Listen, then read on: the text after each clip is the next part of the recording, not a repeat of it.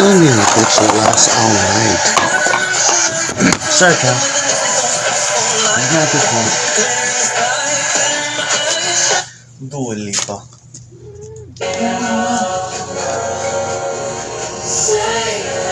Dua Lipa ba?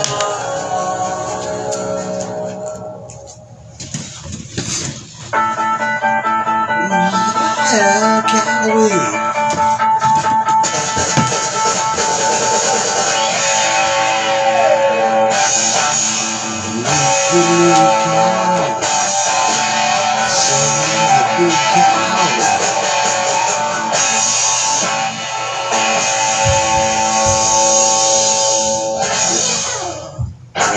He's relentless. Get him out of my sight. And he always gets the bad guy. Hey, we good? CSI Miami. Weeknights at 7, 6 Central on Charge.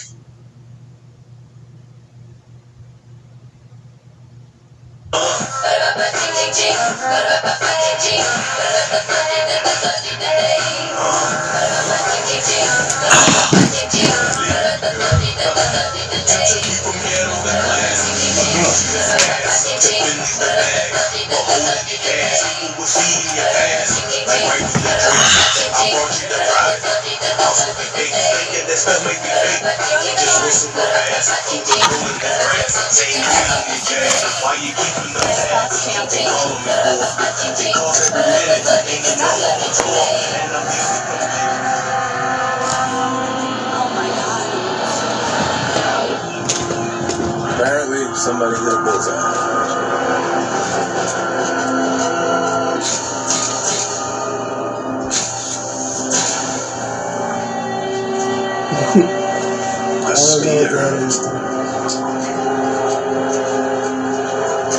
Snipers are between Paul Jackson. Marina captain says Paul just sank at least 2 days ago. Okay, this is a brand new boat. And who the fuck is Ken? You can get the fuck off my fucking jealous shit right the fuck away, Ken. I don't care who you are. Get the fuck out of there. Top shelf tequila. He is tequila for one, so he wasn't expecting company. A spear, so he's either a deep sea diver or he knows one. No spear guns on the vessel, so the suspect must have brought it in with him.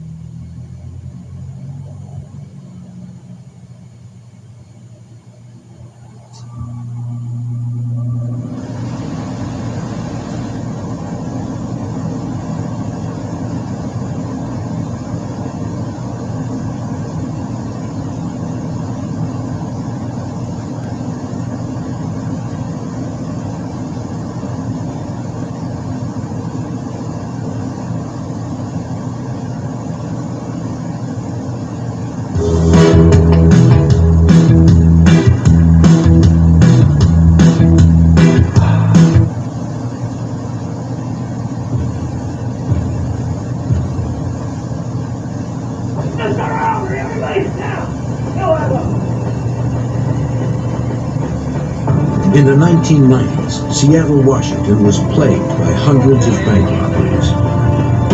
Most of the thieves were caught, but one continued to elude the FBI. Wearing a disguise, he stole millions, threatening to kill anyone who got in his way. With no leads and little evidence, agents feared the only way to stop him was to catch him in the act.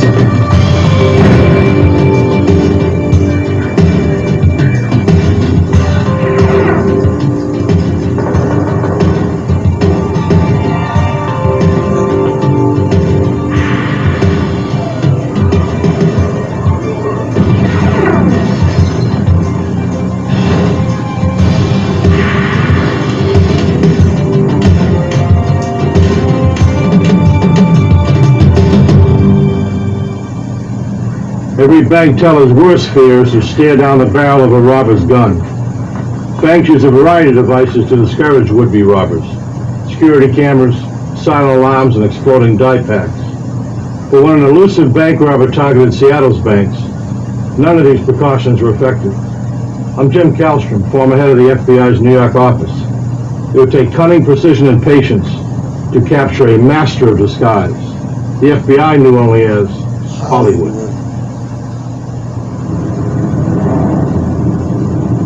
Seattle, Washington, 1992. The computer revolution was growing. Technology entrepreneurs were pumping billions into the city's economy. To accommodate the newfound wealth, banks opened branches all over Seattle. But neighborhood convenience also meant more opportunity for theft.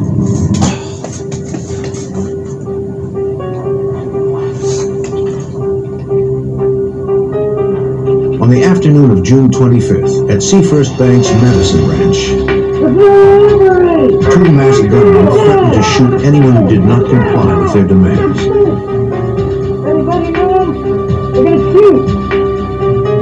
One trained his gun on the frightened customers, while the other forced a teller to empty her cash drawer.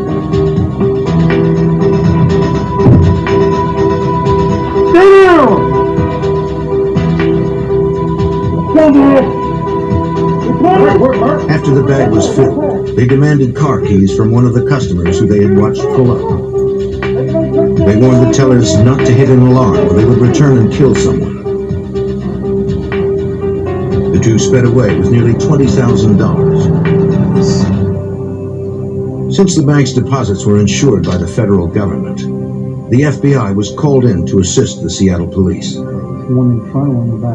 Because no alarm had been tripped, the bank's security cameras were not activated. Investigators had no photos of the suspects. Customers and bank employees described the gunman as being of medium height and build. One employee heard the man holding the cash call to his partner using the name Mark.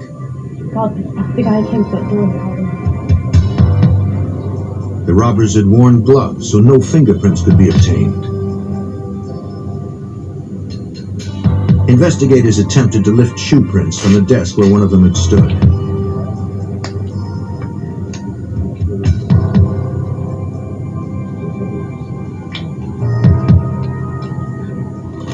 Partial treads were recovered, which investigators believed were made by sneakers.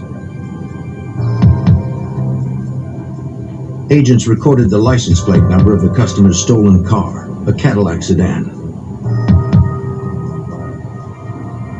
Hours later, the stolen Cadillac was discovered abandoned in a neighborhood close to the bank.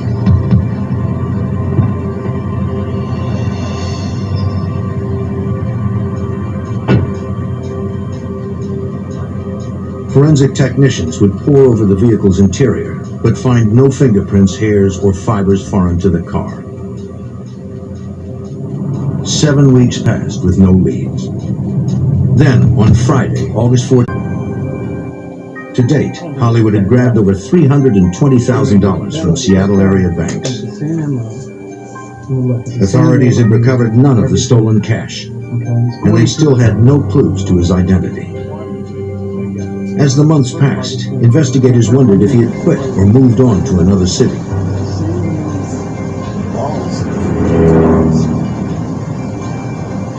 Then, on November 24th, 1993, just over a year since his last heist, Hollywood struck again.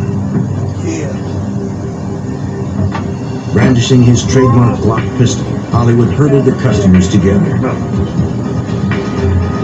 Don't move. He returned to Seafirst Bank's Hawthorne branch, the bank he had previously hit for more than $250,000.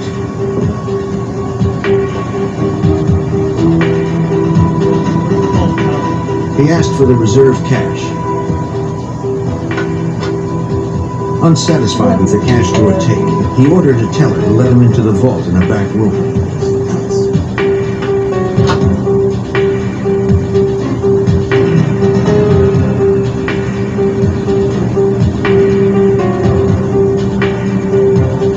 Hollywood emerged with nearly $100,000. Again, he threatened to kill anyone who hit an alarm. Say, oh no. No one disobeyed his orders.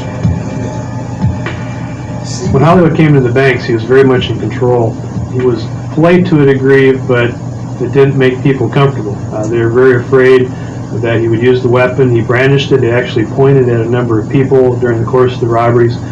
So we knew that he was not afraid to show the weapon and also to possibly use that weapon against somebody who didn't obey what he told them to do. Security strategies in Seattle banks at this time included using marked bills to trace stolen money. Another tactic was dye packs. Hidden inside a stack of bills, the packs contain red dye and an electronic charge.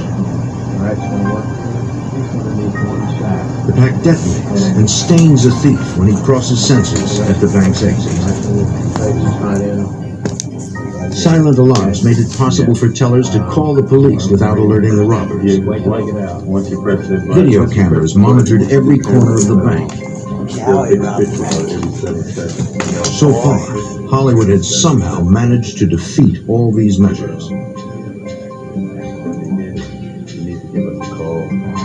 July 13th, 1994. Hollywood attacked his 10th bank in 2 years.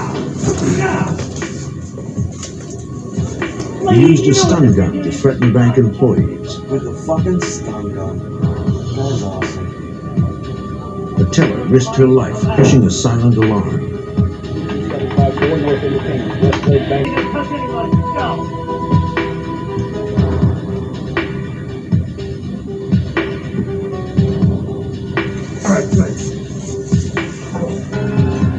He fled with nearly $112,000. A witness outside the bank saw him get into a dark blue Dodge Caravan. A second person drove it. The witness was unable to see the vehicle's license tag.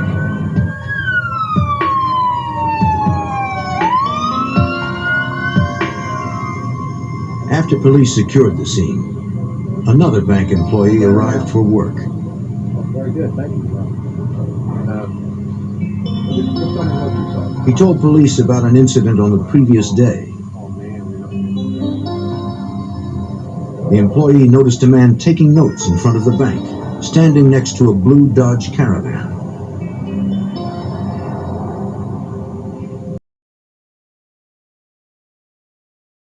Good look at his face. I appreciate you coming forward. And, if you can think of any other details.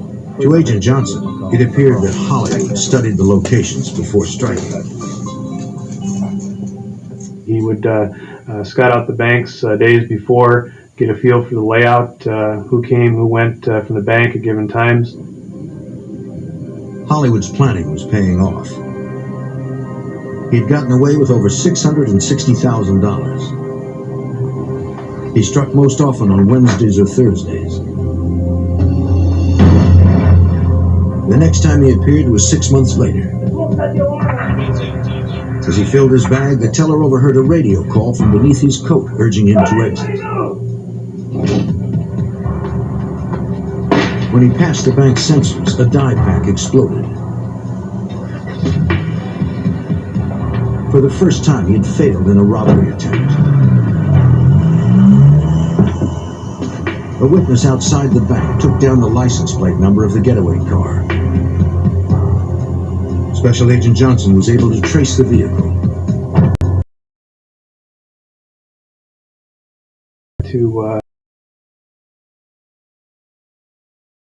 So I went and talked to the couple to find out how their car had been sold. They had advertised the car in a local paper. The buyer paid $1,200 in cash without test driving it. The couple described the buyer as a white male in his late 30s or early 40s, of medium height and weight. Based on their description, the sketch artist created a likeness of the suspect. The FBI now had their first glimpse of what Hollywood might look like.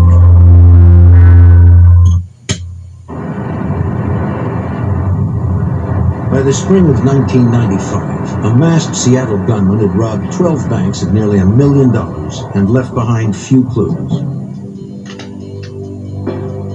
Investigators dubbed him Hollywood for his use of disguises and theatrical makeup.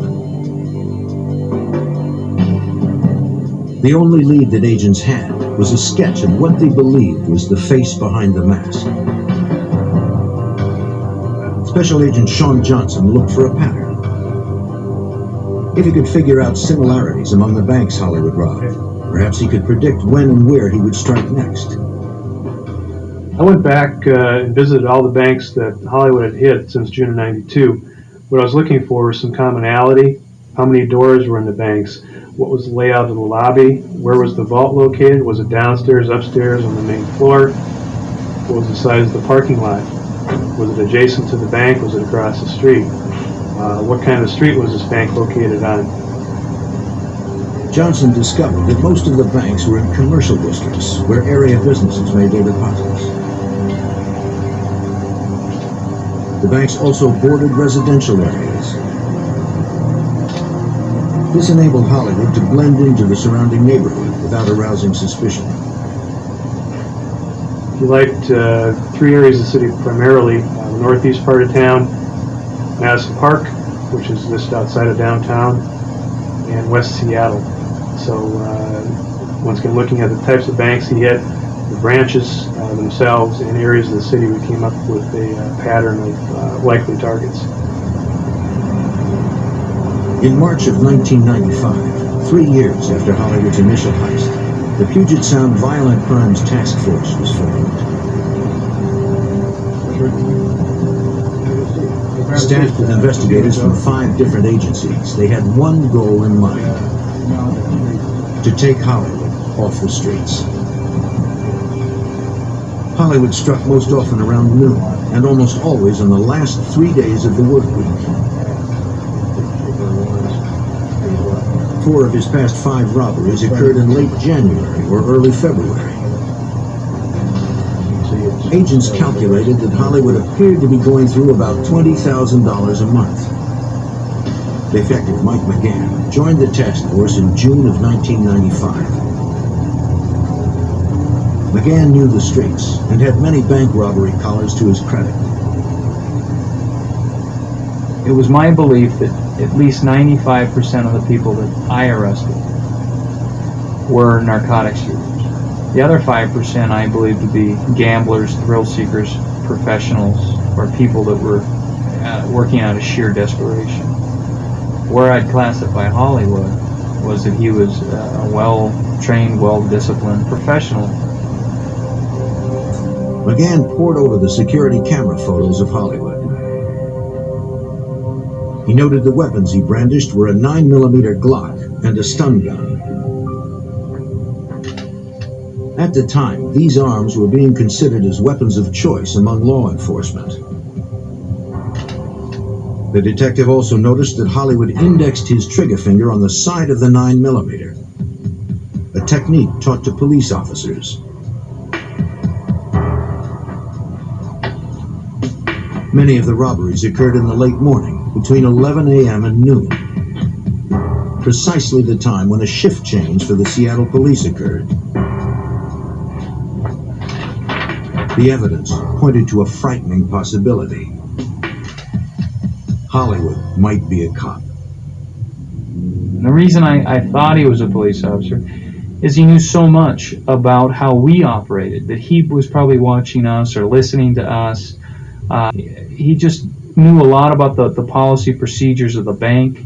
He knew that the areas that he was hitting in were primarily residential areas that don't have much police presence in them. Then something else caught his eye. He noticed that Hollywood was wearing a radio on his belt. If Hollywood was communicating with a walkie, perhaps police could intercept the transmission. The detective contacted an electronics expert known as the Glitch. With his help, McGann hoped to gain an advantage. Rectangle, gray, brown, like that.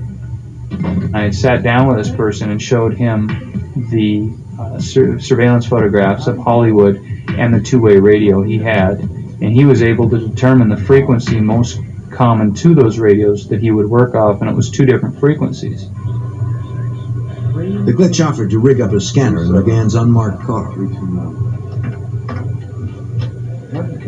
By eavesdropping on Hollywood, investigators hoped they could pinpoint his whereabouts and catch him in the act. The idea didn't work. Special Agent Johnson was stationed outside a bank in northeast Seattle, monitoring the radio, when Hollywood and an accomplice struck elsewhere. It's about 11:30. I was going to break off about 12 o'clock, and all of a sudden I heard the Seattle Police radio saying we've had a bank robbery, First Interstate Bank, and that was about 2 miles from my location. I heard the physical description. I knew at that point it was Hollywood, and he had come back on one of those 3 days I predicted a year before, and he just missed it. A bystander outside the bank got the license number. Like his first robbery, the getaway car was found in a neighborhood near the bank. The FBI traced the car back to its owner, who said he had sold it to a man for cash a few weeks earlier. I had the owner come up and look at the vehicle, and I said, "Is there anything different about this car from when you sold it?" And he said, "Sure." Overall condition of your engine compartment here. The owner noticed the car had a new battery. Agents found that the car had been wiped down inside and out. The owner also noticed that 2 of the tires had been replaced with newer ones. So I went to trace the tires, found out they'd been bought in Tacoma, Washington. The battery had been bought at a Sears store in Tacoma about 2 days after the car was purchased. So I knew at that point that these people, whether it was Hollywood and or his partners, were in the area at least 2 months before the robberies. Working with a sketch artist, the owner described the buyer. Shut up. Investigators now had 2 composite sketches, but they were still no closer to catching Hollywood. It's one thing to put pen to paper and to put your thought processes at work and try to solve a case. It's another when you take a proactive posture in an investigation, knowing that you might get into a confrontation with somebody like Hollywood. The supervisor realized that a more aggressive stance would place her agents in greater peril. Hollywood had repeatedly threatened to kill anyone who tried to stop him. We knew he had a propensity for violence and figured that if he was going to these elaborate means to disguise himself to plan the robberies, that he probably would not necessarily give up easily as most others did. And we were concerned about safety of law enforcement and safety of customers and employees of the banks. Hey, you taking a lot of More personnel were assigned to specific areas of the city, targeting the banks hit most often by Hollywood. So we came up with a game plan saying, okay, we're going to be out on the streets on Wednesdays, Thursdays, and Fridays during these periods of time, knowing full well that greed would probably take the better part of Hollywood and he would come back and rob another bank, even with the amount of money he'd already taken. On May 22, 1996, despite the increased presence of law enforcement, Hollywood hit the First Interstate Bank in the affluent suburb of Madison Park.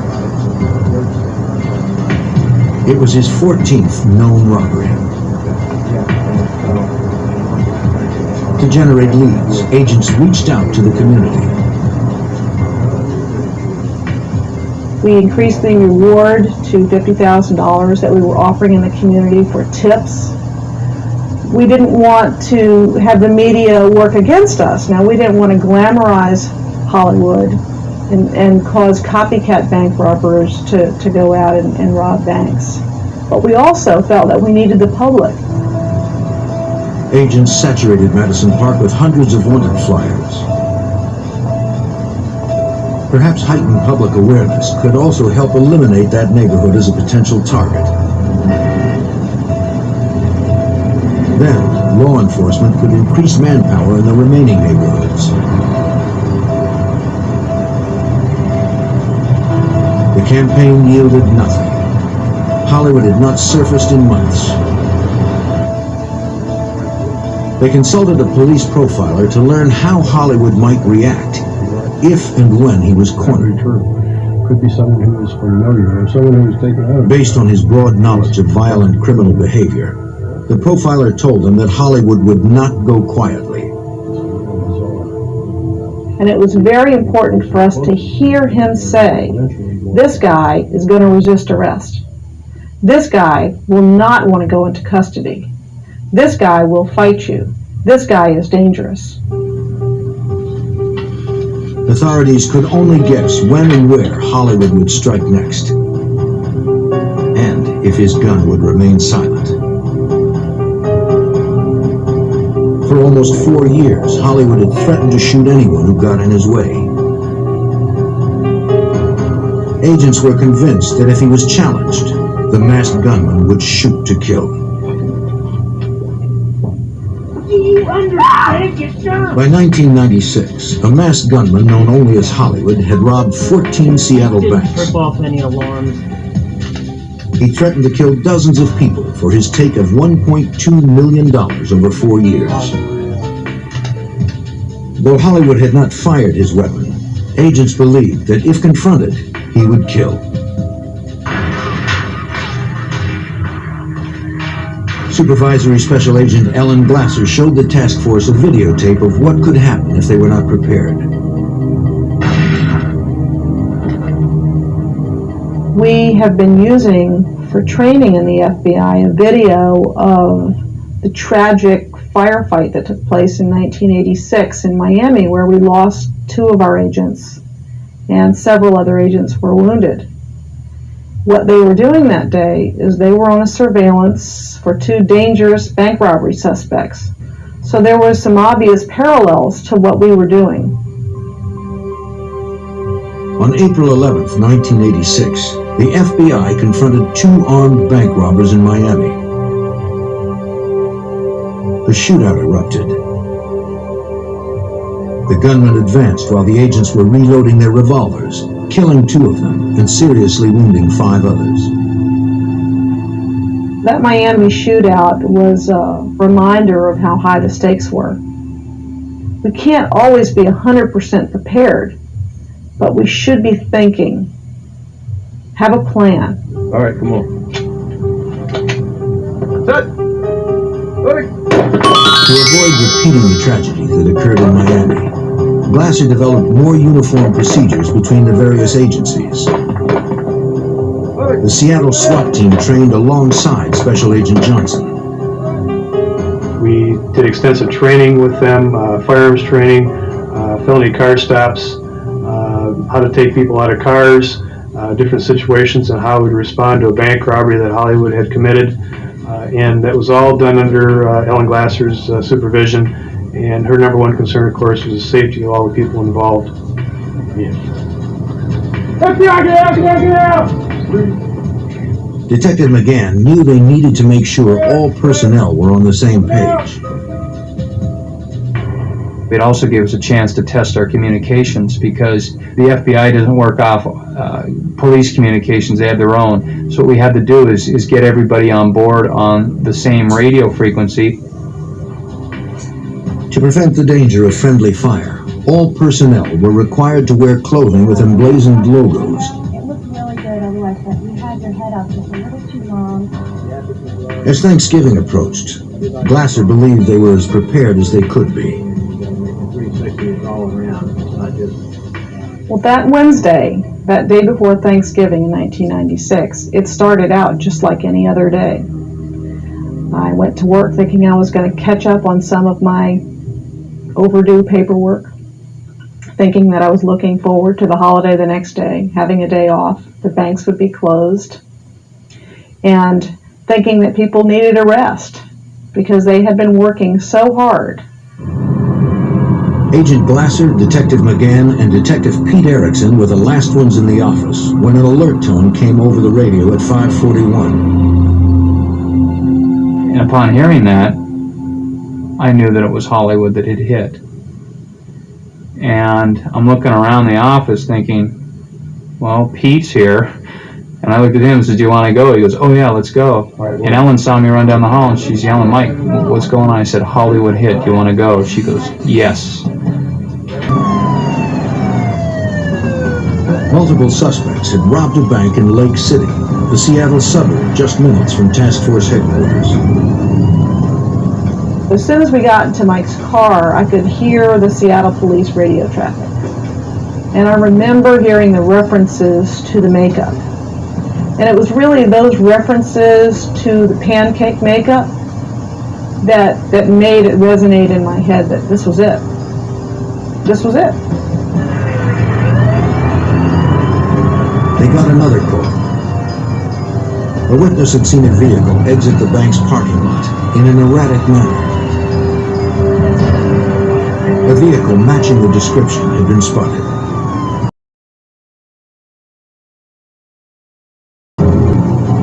It turned out to be a false alarm. The engine was cold. 20 minutes had passed since the first call. McGann was sure that Hollywood had transferred to a different vehicle by now. He would need a place to change. He would need a place to take that makeup off, that wig off, to change his clothing, to put the weapons, so put the weapons away, or the money, the getaway car there.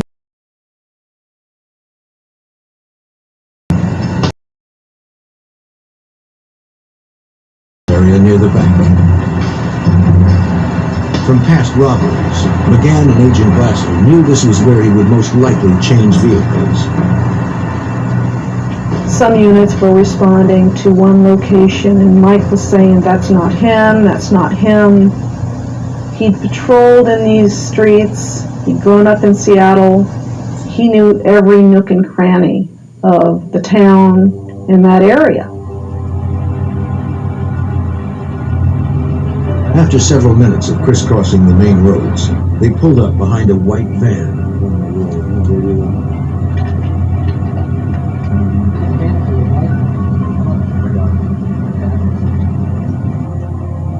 There was condensation on the insides of the windows. I mean, heavy condensation where the beads of water were dripping down on the insides of the van. But there were flashlights moving about the van, real quick light, and it had dark windows, tinted windows on it.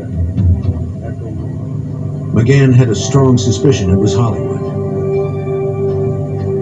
They called in to check the plates. The driver of the van ignored the emergency lights and pulled away. Dispatch. Vehicle. The investigators had no way of knowing how many persons were in the van, or if they had any weapons. If it was Hollywood, they knew at the very least he would be carrying a 9mm Glock.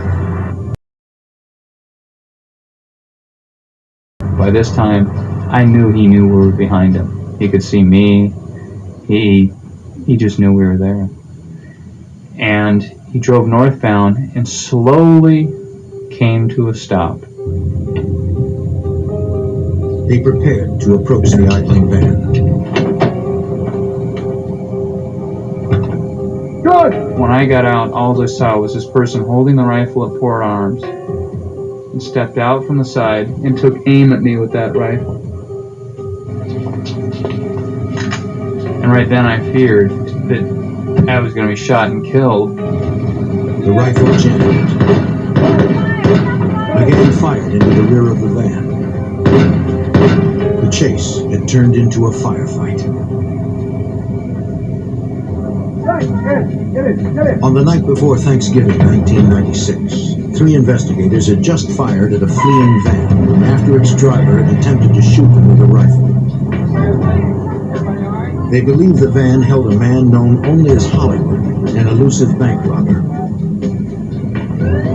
Special Agent Sean Johnson responded to the call for backup. My pager went off. I looked at it and knew immediately there had been a bank robbery.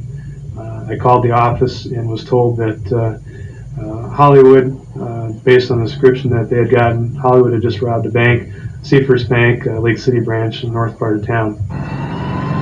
Still several miles away, Johnson raced to the location.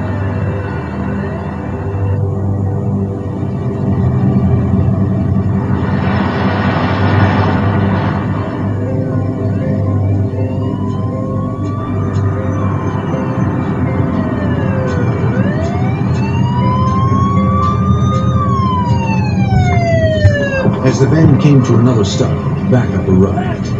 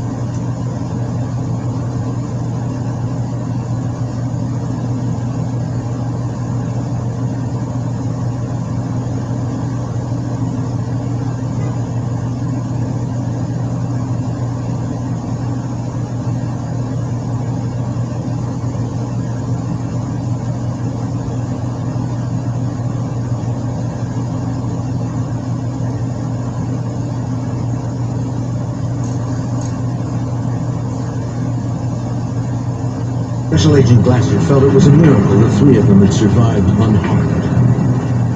I think that's partially by the grace of God, because these rounds were found in the windshield of the car that was behind us, so they went right over us. They continued to pursue the unidentified gunman through the residential neighborhood. The agent updated their new position for approaching units.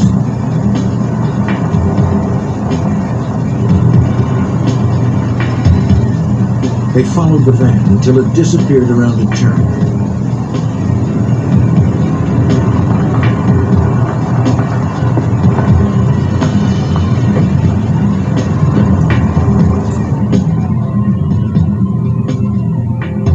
Fearful he might be driving into an ambush, McGann got out and continued the pursuit on foot.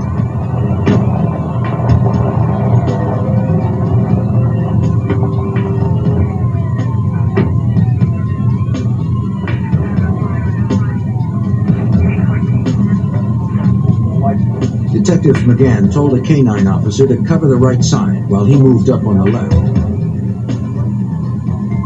And I'm trying to think, am I doing everything right? I'm alive, there's no bullet holes in me, my coworkers are alive, plenty of help is behind us, and I knew plenty of the help was in front of us coming at us.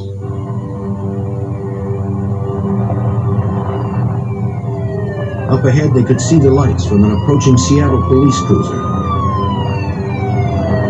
It intercepted the van, forcing it off the road.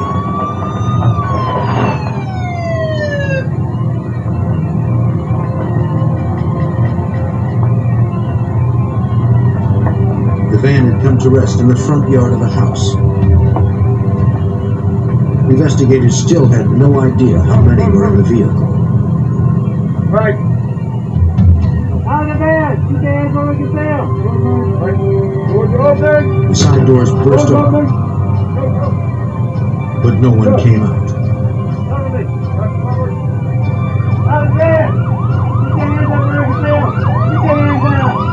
Two men, badly wounded, were pulled from the van. One suspect had taken 3 rounds. The bullets had penetrated his left shoulder, thigh, and stomach. The other had been hit in his right shoulder. When I looked down at him and said, "What's your name?" And he said, "Steve." I said, "Steve what?" And he said, "Steve Myers." And I said, "Are you Hollywood?" And he says, "No." The other suspect was taller and heavier than the gunman from the security camera photos. Police believed he was not Hollywood either. The detective turned his attention to the van, but no one else was inside. And I'm thinking, where's the third suspect? You're saying the suspect got out. Are you positive? And they're saying, yes, he got out when he saw us. He took off. So I'm thinking, oh my God. Investigators quickly organized a search, both on the ground and in the air. A third suspect, probably Hollywood, was on the run. Police believed he was armed. They did not know how far he could get if he was wounded. As the search continued, a forensics team processed the van. And in the back of the van, there was a guitar case that had been converted into a gun-carrying case, and a blue nylon bag that had money in it. And it was a big bag of money. The robbers had left behind more than $1 million. They also found pieces of a latex mask, most likely belonging to Hollywood. Scattered around the blood-soaked interior, investigators found an assault rifle, a semi-automatic shotgun, 2 pistols, and several boxes of ammunition. Hollywood's Glock 9mm pistol was nowhere to be found. Could have taken hostage in a house. Yeah, that did cross my mind that, maybe he ran into a house and was holding a family hostage and would hold them until, the early hours of the morning, or until traffic died out, or he could be watching us. He could be one of us. Wherever he was and whoever he was, Hollywood had eluded the FBI once more. After 4 years of pursuit, the masked bank robber known as Hollywood had eluded capture again following his 15th known bank robbery. But 2 of his accomplices had been taken into custody. One was identified as Mark Biggins. Biggins had been Hollywood's accomplice in 3 of the robberies, including their first. He wore the Reagan mask. The other accomplice was Steve Myers, the man who drove Hollywood's getaway cars. Special Agent Johnson pressed Myers for Hollywood's real name. You need to tell me who this person is, where he is. And he finally said, okay, I'll tell you. The person you're looking for is Scott Skurlock. Scott Skurlock wasn't a police officer.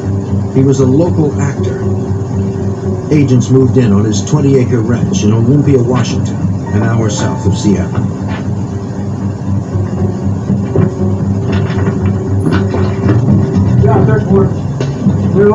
But no one was there.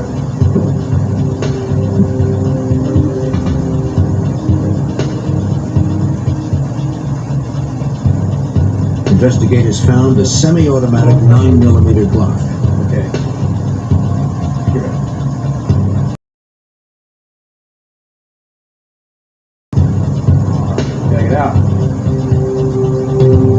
Agents recovered $23,000 in cash.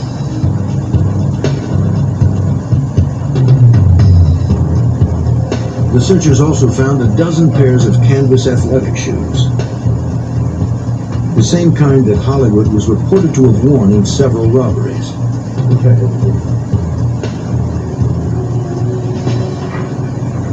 Behind the house, agents approached a barn. Inside, they found tools, building materials, and equipment.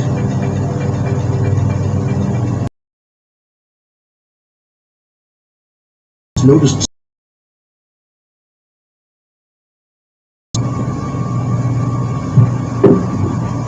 it opened into an underground chamber.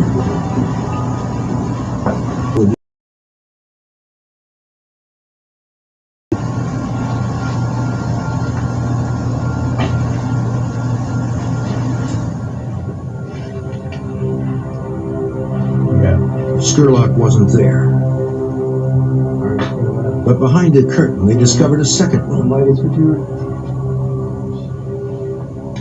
It was a complete makeup studio. The agents also found a photograph of Skurlock without makeup.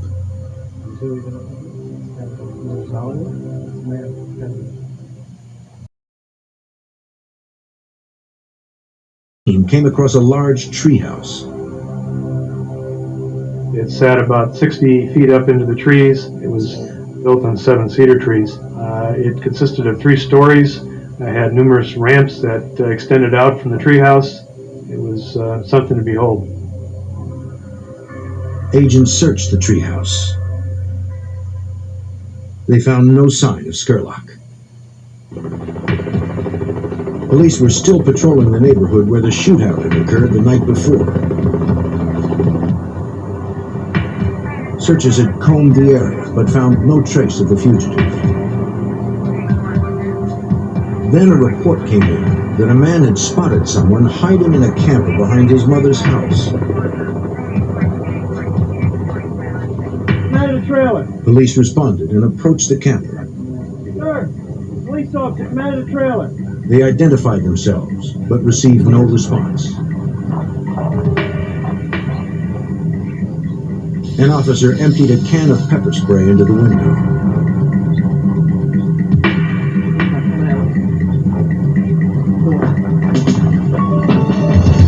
Police, come out of the trailer. A shot. Chief, get your back up. Police set up a perimeter around the camper and called in reinforcements. Agent Johnson had just returned from searching Skurlock's property. Within minutes of arriving at the office, having not even unloaded the evidence, I heard on the Seattle police radio shots had been exchanged at a location about 2 blocks away from the previous night's events. So without even beginning to unload the evidence, I took off again, heading northbound out of town, laid some errands to this location. Every available unit converged on the site. Supervisory Special Agent Glasser had gone home after the shootout. By that point in time, I had decided not to cook a turkey on Thanksgiving. I had changed the reservations for where we were going to eat Thanksgiving to a later time so that we could all be together as a family. And we were almost out the door when we got a call from the office that Hollywood was barricaded in a trailer. No other shots had been fired since that first exchange. Come on, Scott, come out. Show up. Skurlock's girlfriend was brought to the scene. If it was the fugitive, perhaps she could persuade him to give himself up. Come on, Scott, come out. There was no response.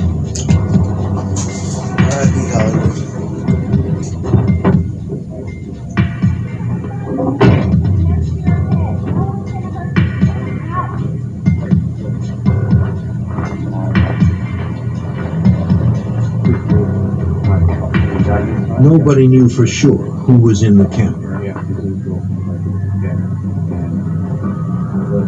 Out of options, the SWAT team was called to action.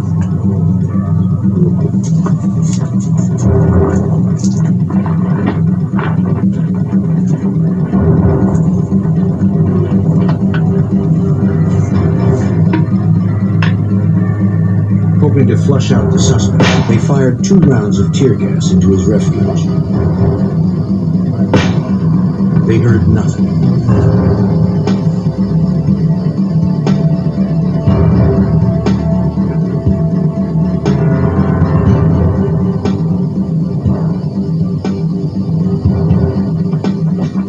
SWAT members entered cautiously.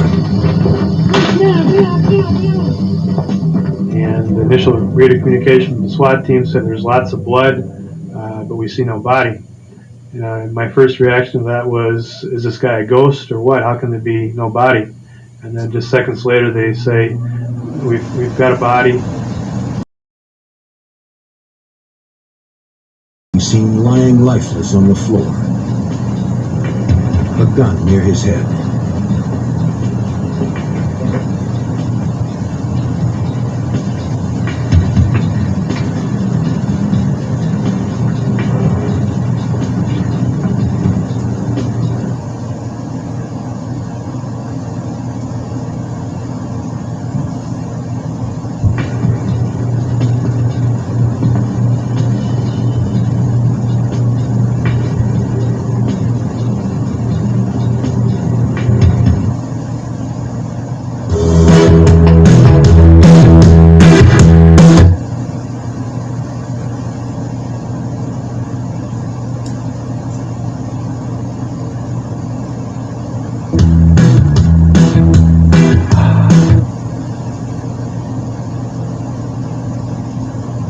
Hi everyone, my name is Joshua Miles, and I'm guessing if you're watching this, then you are a massive true crime enthusiast just like me.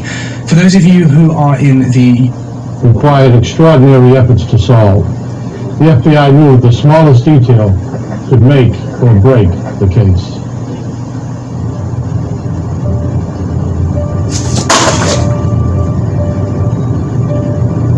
May 24th, 1977, Phoenix, Arizona. The security company transferred $333,000 in cash and coins from their vault to an armored van.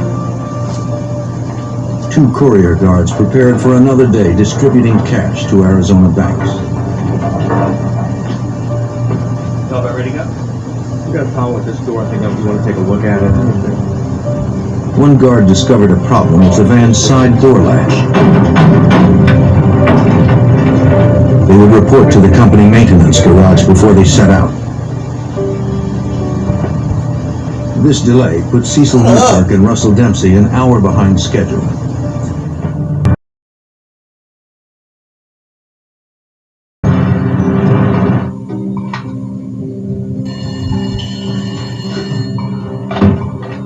Security. By 10:30 a.m., the security company received a call from a bank complaining they had not received their delivery. Mechanical problems with the van, so we got a little late start. Well, they should be there shortly. At first, the dispatchers thought the late start explained the All right, problem. we'll keep us informed. All right. But throughout the afternoon, the dispatcher couldn't reach the guards. Space Courier 1. Dempsey, you out there? This is Dave. Come on in. By 4:30, the company contacted the FBI. The Phoenix field office broadcast an APB for the armored van to all area police. State and local authorities used the remaining light of the evening to search for the missing van. They found no sign of it, or the courier guards. Special Agent Stephen Chenoweth, now retired from the FBI's Phoenix field office, wondered if the guards had driven off with the money so that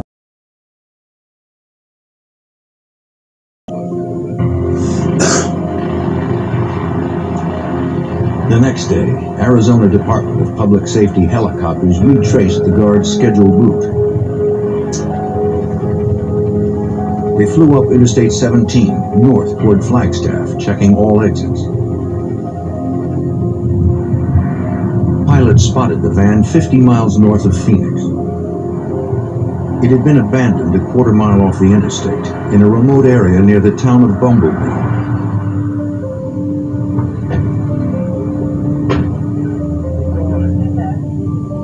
Arizona public safety officers and local deputies cordoned off the area before the FBI arrived.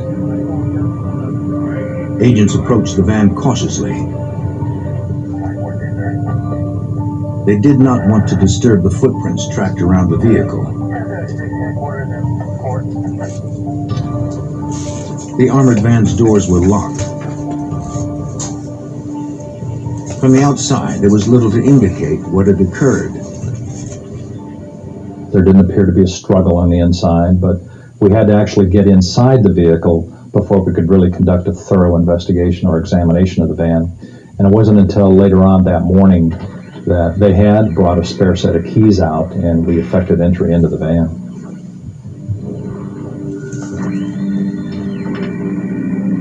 The radio was still on. Yet the base had not received any calls for help. The van's siren had not been tripped. A shotgun kept in the van for defense had not been fired, and its safety was still engaged. The guards had not used any of their resources to signal that there had been a robbery. In the back, agents found bags containing several $1,000s in coins, but $293,000 in paper currency was missing.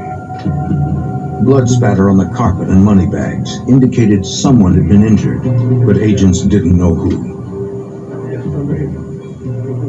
Your biggest fear at the time, of course, is for the safety of the guards. Money can always be replaced. Your life cannot. And so we were certainly concerned about the guards' fate. Amongst the footprints in the dust, investigators noted a separate set of tire tracks behind the van. Likely the guards had been overpowered by a single perpetrator.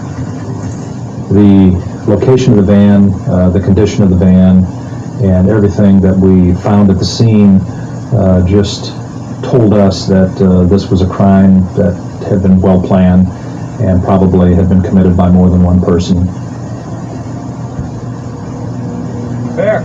Deputy Dale Lent from nearby Mojave County was brought in to assist the investigation.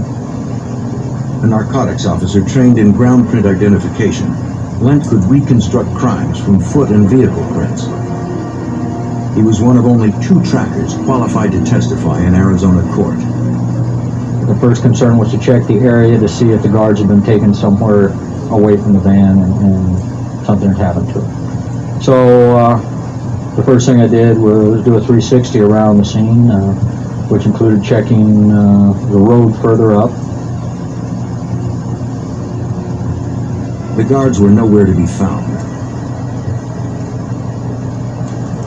But on a hill near where the van was abandoned, Lent discovered more tire tracks and footprints.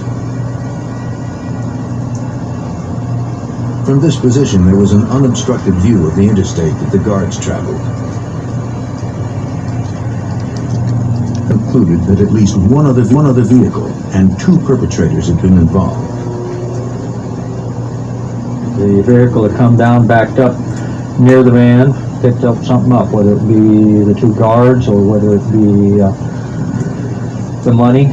Hard to tell, but I'd say it was the money because it was a trail. It wasn't just one. It was a well beat out path. Examining the strata of tread prints, Lent deduced that one vehicle had followed the van from the interstate to where it was abandoned. Deeper tracks leading back into the interstate showed that the vehicle had left much heavier than when it came. Investigators believed that, dead or alive, the guards had been taken by the assailants. The FBI turned to the media for help. We did what we could to keep this on the front page of the news, and we did what we could to make sure that people were aware that we were looking for these guards. The media reports generated calls from witnesses. Several motorists claimed to have seen the van. One saw an Arizona Department of Public Safety officer walking towards the van. Other witnesses had similar stories, but details differed. The make and color of the officer's car varied. In some accounts, he was parked in front of the van. Other times, he was stopped behind. Agents contacted the Arizona Department of Public Safety. No officers had reported stopping an armored van on I-17 that morning. Well, at that point, I was fairly convinced that something amiss had probably happened to the guards, that somehow, someplace, they had been stopped, and they had let their guard down, and that they'd been taken captive. And being that we didn't find the guards in the immediate vicinity, it soon became evident that the guards probably were taken against their will.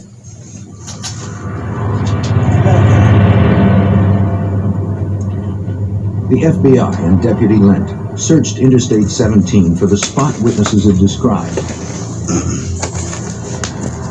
The tracker found the place where he believed the van had been stopped. The marks were fresh within the time frame, 24 to 48 hours. You could see where the door was, where somebody got out, where there were scuff marks there on the ground. Looked like, where there'd been movement. Digs and gouges in the dirt indicated that there had been a struggle near the rear of the van. A second vehicle's tire tracks at the interstate matched those in the remote area where the van had been abandoned. Curiously, the same tracks were found further up the road, just in front of where the van had been pulled over. Several motorists even underwent hypnosis to provide details to a sketch artist of what they remembered. Some recalled that the officer at the scene wore a hat. Others claimed the officer had no hat. But none of the sketches produced any leads. The FBI had reached a dead end.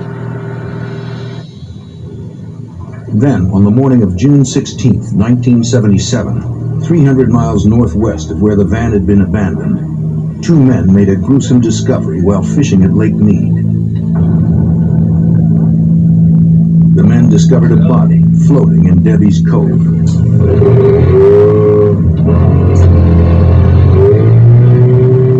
They contacted the National Park Service.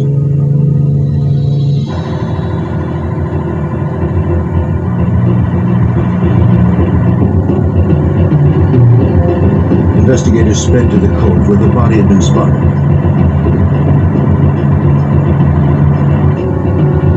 Local law enforcement joined the National Park Service divers.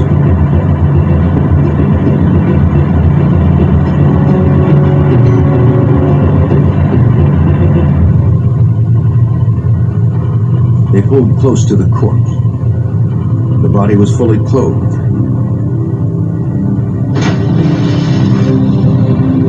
Its head and torso were covered with a canvas bag. An officer retrieved a wallet from the back pocket. The victim was Russell Dempsey, one of the missing armored car guards. The divers searched the area but couldn't find the second guard's body. Not far below the surface, they discovered two sticks of wood connected by a rope. What do you got? Okay, bring it on over to the boat here.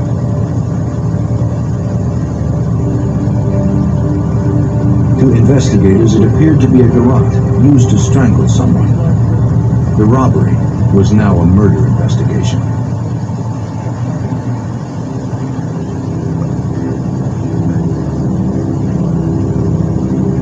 Investigators still had nothing that could lead them to any suspects. They only knew that an Arizona public safety officer, or someone masquerading as one, might be involved. On the morning of June 16, 1977, National Park Service divers in Arizona retrieved a dead body from Lake Mead. It was one of two armored car guards that had disappeared on May 24th, along with $293,000. The whereabouts of the second guard and the money remained unknown. The county medical examiner determined that the guard found in the lake had suffered a heart attack. He had also been strangled. Investigators believe that a garrote recovered near the body had been used to choke him. A strand of the victim's hair found tangled in the device supported their suspicions. FBI agents traveled to Lake Mead to question people who were familiar with the resort area. Whoever had dumped the body had likely used a boat to get to the deeper water. More than 20 agents canvassed rental shops around the 247 square mile lake. No one reported any suspicious activity, but agents collected rental receipts in the hopes they'd eventually have a suspect's name to reference.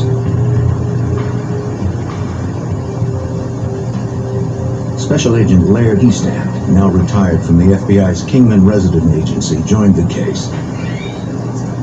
He would search for names on receipts any place a traveler might have visited in the area. We didn't have any good leads on who had committed this crime, and our assistant agent in charge in the Phoenix office decided to have FBI agents check every service station from the area where the armored car was located all the way up to Lake Mead where the body had been transported. That was a distance of more than 300 miles. Considering all the different routes to the lake, the agents had hundreds of service stations to check. The agent started his inquiries at the station owned by an acquaintance named Stan. I asked Stan if he had heard anything about the robbery, and he said to me, "I've been waiting for somebody to come to talk to me." And then he related to me that the day after the robbery that he had to take his tow truck up to Lake Mead and pull a truck out of the lake that had backed out into the lake.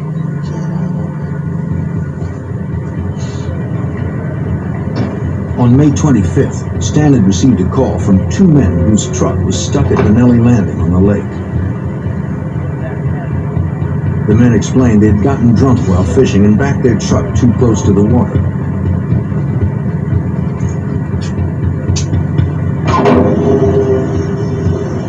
The owner didn't see any fishing equipment in the pickup, but he did notice drag marks in the dust of the flatbed. It appeared that something heavy had been hauled out of the back. All right. Stan brought the two men to his service station.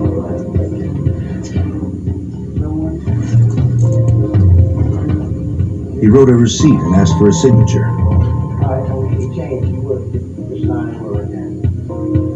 The customers hesitated before one agreed to sign.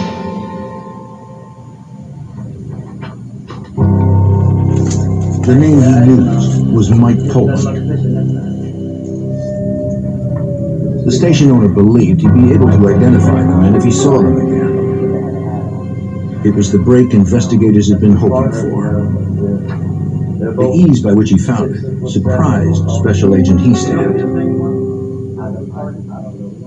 The first place I walk into, I developed this information. It totally caught me off guard and shocked me. And I said, "Oh boy, this is it. We finally have something that we."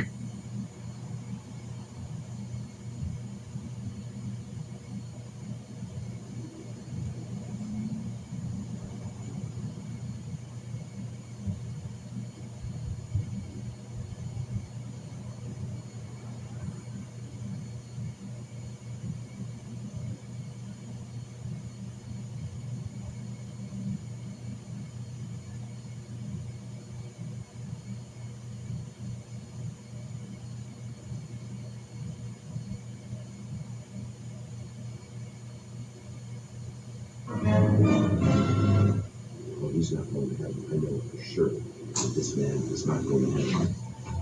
He either had a mass suicide. He had eyes cold as steel. Just like he was looking right through you. He was a con artist, smooth talker. He'd con you out of your wallet, your watch, your car. There was nothing that would make you think he was a killer.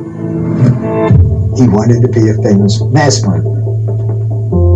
He killed men, women, boys, girls. He didn't discriminate. He decided to kill you if you didn't have it. Just about everywhere he went, he left a body. The Casanova killer. I fell in love with him for maybe an instant.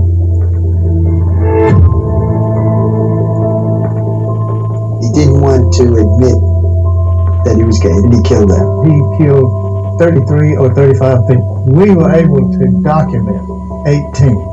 I'm almost certain there are other victims out there. He made tapes of his escapades.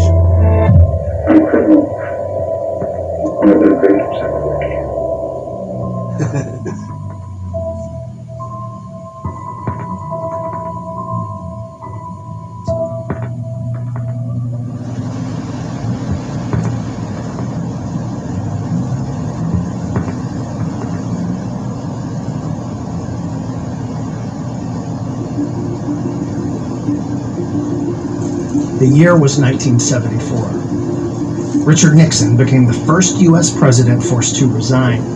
Stephen King published his debut novel, and I Shot the Sheriff was on the top of the charts. 1974 also marked the start of serial killer season in America. But this is the serial killer story that hasn't been told. Not like this. Paul John Knowles, PJK, the man dubbed the Casanova Killer.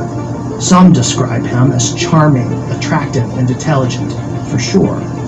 It was during the summer of 1974 that Paul John Knowles crisscrossed the country, stealing cars. He'd rape, strangle, and slay victims. He swiped their credit cards and their prized possessions. Then, he'd take on the identity of his victims.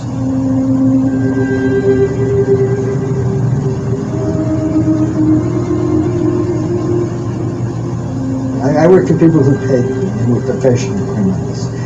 Knowles was a criminal, a repeated criminal. Should have been a professional criminal, but he was an amateur. Pleasant. He was always pleasant. He didn't use curse words. He wasn't rude. He was polite.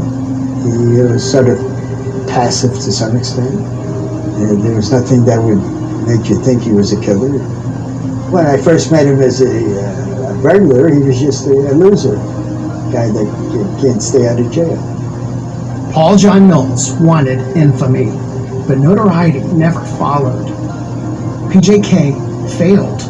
No one talks about PJK when they mention Ted Bundy, John Wayne Gacy, or the Son of Sam. But this serial killer knew his fate, and he planned for it. By recording... He's got to talk to me. It's important. He's got to talk to me. And I met him sometime around 9 o'clock at night at a bar, and that's where he tells me he's a mass murderer. Right away. I said, okay. He said, I'm a mass murderer. Brace yourself. And I said, oh, okay. And I laughed at him, I think. He had nothing in his background that would, reflect a person who would go around killing people. I said, what do you want to do with this? You want to surrender, go to jail? I'll help you get, turn you in. No, I don't want to do that. I want to have it documented. I want a book. I want some record made. After 5 months on the run, the alleged Casanova was shot and killed by police. But PJK kept a log, recording the details of his murders on secret tapes left to his lawyer. He claimed to take 35 lives. But here's the thing. Investigators can only account for 18 deaths. And at least one victim got away. My name is Barbara Maybe Abel. My maiden name is Maybe, and I married an Abel. Barbara's twin sister, Beverly, suffered from cerebral palsy. The two women were living together when a serial killer showed up in their West Palm Beach home. If I would have met Paul John Knowles in a nightclub,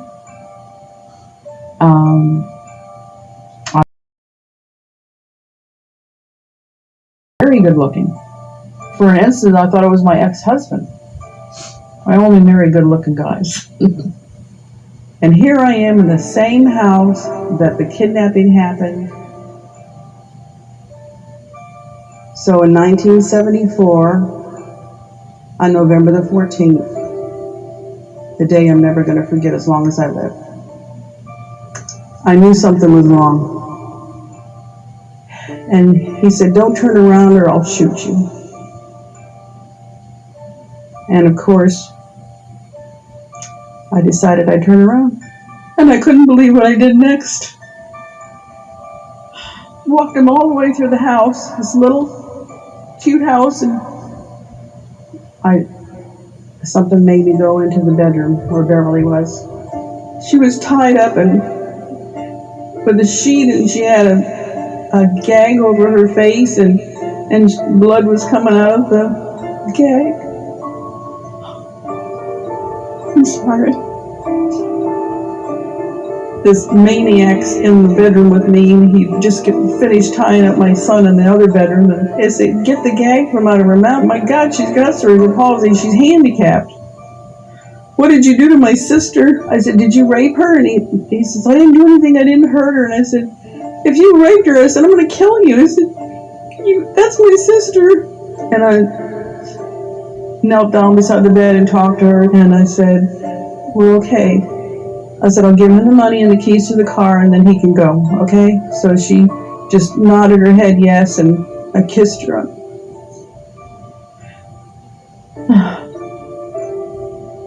And he wanted to take me on I-95 or the Turnpike or wherever he wanted to take me. We went from West Palm Beach all the way up to Fort Pierce, which is at least 60, 70 miles up north. He gets in a hotel room, and we go, and he said, just pretend like we're married. And it didn't even cross my mind that I would be raped. He had raped me repeatedly over and over, but it wasn't rape in my mind because the man wasn't normal. He was not normal that way, sexually. It wasn't like a real man. He wasn't like a real man. He was trying but couldn't do anything. Impotent. Oh, that sucks. When he tied me up, he always made it real loose. And then the last time, he didn't know that he left the keys on the nightstand. He didn't know that he did that. He just locked the door and went his way. And so I started sawing my sheet thing off, and I got myself loose. It wasn't even 15 minutes later, and the whole world was right there by my side. God bless them. I know what the paparazzi is now for all these stars. It's like, it was that bad. Then they take me like I'm a criminal, and I go to the Fort Pierce police station. I'm thinking, oh, I need to save him because he's really, really sick. Thinking he only killed like one person, so, whoa, did I even, I didn't know. I was a copywriter. I know that's what saved my life. I had no idea how many he had murdered. He tried to keep telling me, and I wasn't listening. I mean, who wants to hear that? And I was telling him, like, why do you want to write a book? Murdering a person, I fell in love with him for maybe an instant.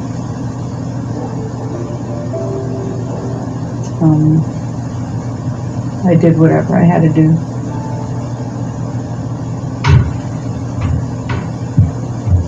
Barbara gave PJK an 8-hour head start. He took off in her car. What Barbara experienced was PJK's signature brutality: kidnapping, rape, torture, and then stealing her possessions. The only difference? Barbara lived. PJK's first known murder was 65-year-old Alice Curtis in Jacksonville. He forced his way in her home and gagged her, just like he'd done to Barbara. But Alice choked to death. He killed twice more near Jacksonville, strangled a woman in Atlantic Beach, killed a teenager in Bibb County, Georgia, and strangled a 24-year-old in Musella with a telephone cord.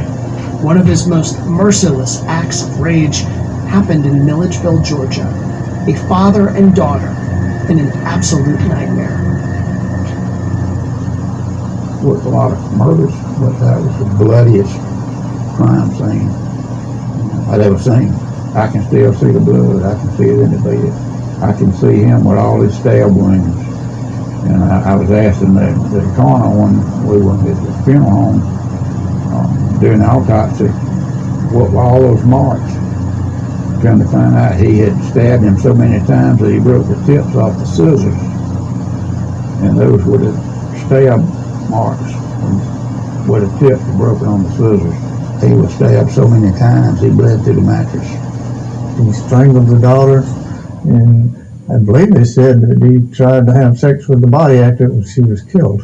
It was a gruesome thing. Mr. Carr and Mr. Knowles met at a bar here in Macon, and they went to his home in Billiesville. And nobody knows the real reason. There's some speculation, but nobody knows the speculation. It might have been a gay encounter.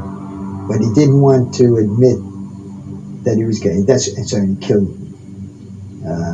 It's just like committing a burglary. He commits a burglary, and therefore, when he commits the burglary, he has to kill the witness. So if you have a homosexual act, then he has to kill the homosexual. One thing the women said, he was a dud. A big, handsome guy. One could wine and dine you, could get you into the bedroom, but then he couldn't perform. I didn't think he was a Casanova killer. I just thought he was a murderer. But the name, Casanova Killer, stuck anyway. After the Carr murders, PJK would slip up. He had ditched a car from one of his previous victims, a Chevy. When investigators found it, they learned the Casanova Killer had not covered his tracks. He left a paper trail of his deadly path. He killed people all over the country: California, Nevada, Florida, Georgia, Mississippi, Alabama, Connecticut. What he would do is, when he would kill somebody, he would take their vehicle, along with their credit cards and things like that.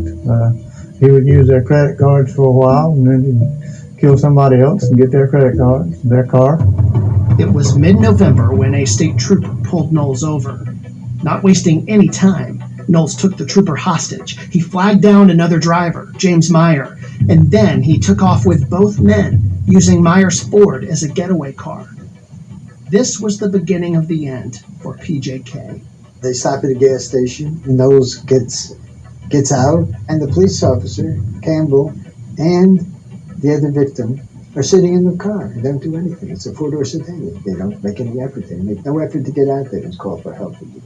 The next day, Knowles is driving the car himself. There's nobody else in the car.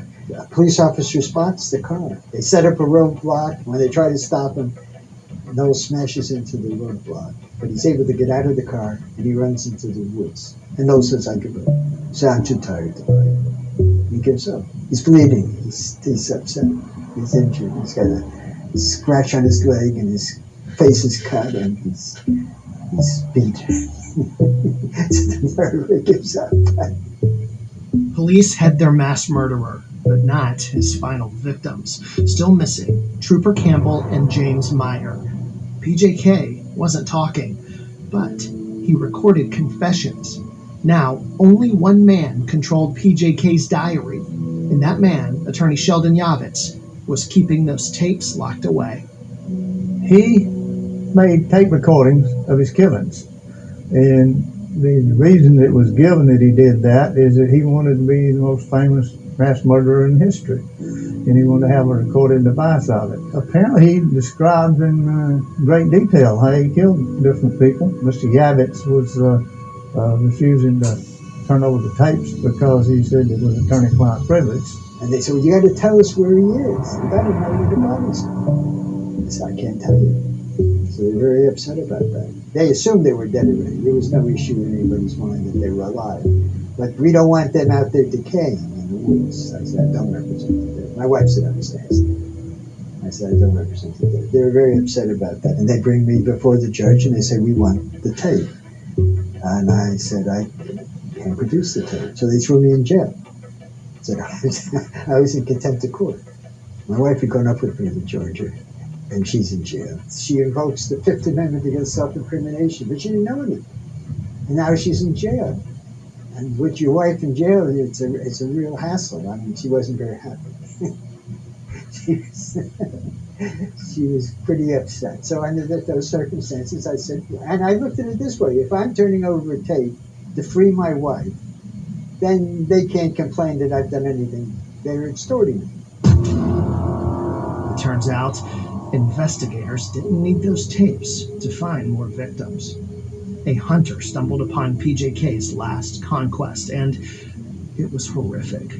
the missing trooper and businessman were left for dead in the woods. What investigators didn't know is that the end was near for each of them. They had one cut by each hand that they tied to around the tree. And did that. Shot them. Got them. Also said, Myers said, he wants to make you unlucky.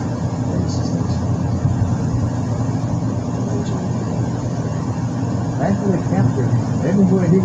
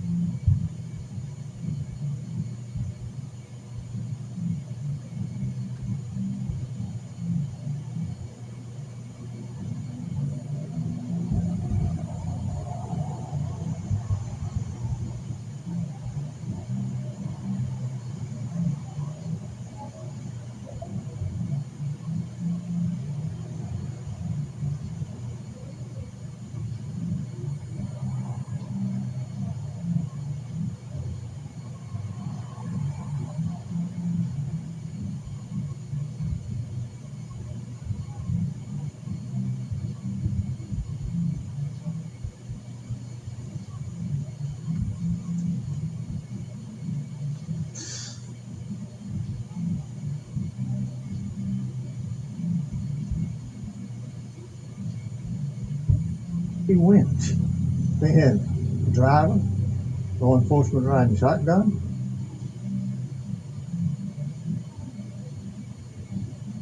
Liberty, liberty, liberty, liberty.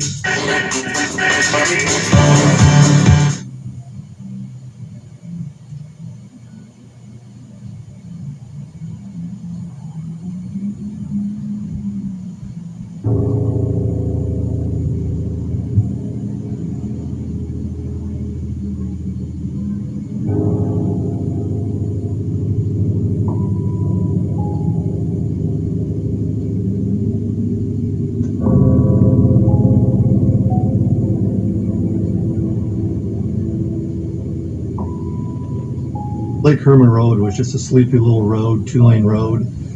It was a shortcut from Vallejo to the Benicia area, Benicia Township. It was not very well traveled. It was not lit at all. Of course, there were no street lights. The turnout area where the crimes were committed was kind of a little lover's lane. People would stop there, you know, and kids knew that.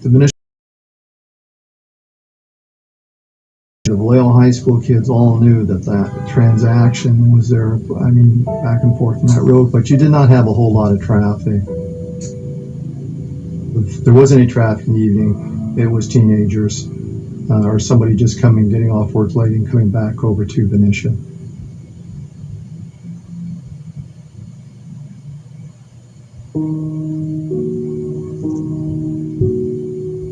The population was probably around 5,000. It was a sleepy little community, middle class. Crime rate was very, very low per population, almost nil. Major crime at that time within the city would be a bar fight, a stolen car, minor thefts, some family disturbances. There were not any murders prior to that for at least 5 or 6 first. And he asked if he could ride with me. We got a call from the sergeant that a man from Benicia who fishes at Lake Berryessa wasn't home.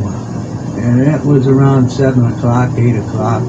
He asked us to look down Lake Herman Road and see if his truck was there. It was a blue truck. And just as we turned down the Lake Herman Road, we had a call to go to the Hells Angels pad on Warren Street. We were there about 30, 40 minutes. When we got back in the car, we were told we had a double 187 on Lake Herman Road. During that night, we had served a search warrant at what we called the cottage at Lake Herman, which was owned by the city of Benicia. A narcotic search warrant, my partner and I. And we confiscated about 1.5 pounds of marijuana, which, you know, in the 1960s, that was a big drug bust. Today, it wouldn't get very high on the Richter scale. We had left. We're heading back to the police. We drove by. We did not observe or see anybody in that area because it's a turn there, and your headlights shine right in there as you go by.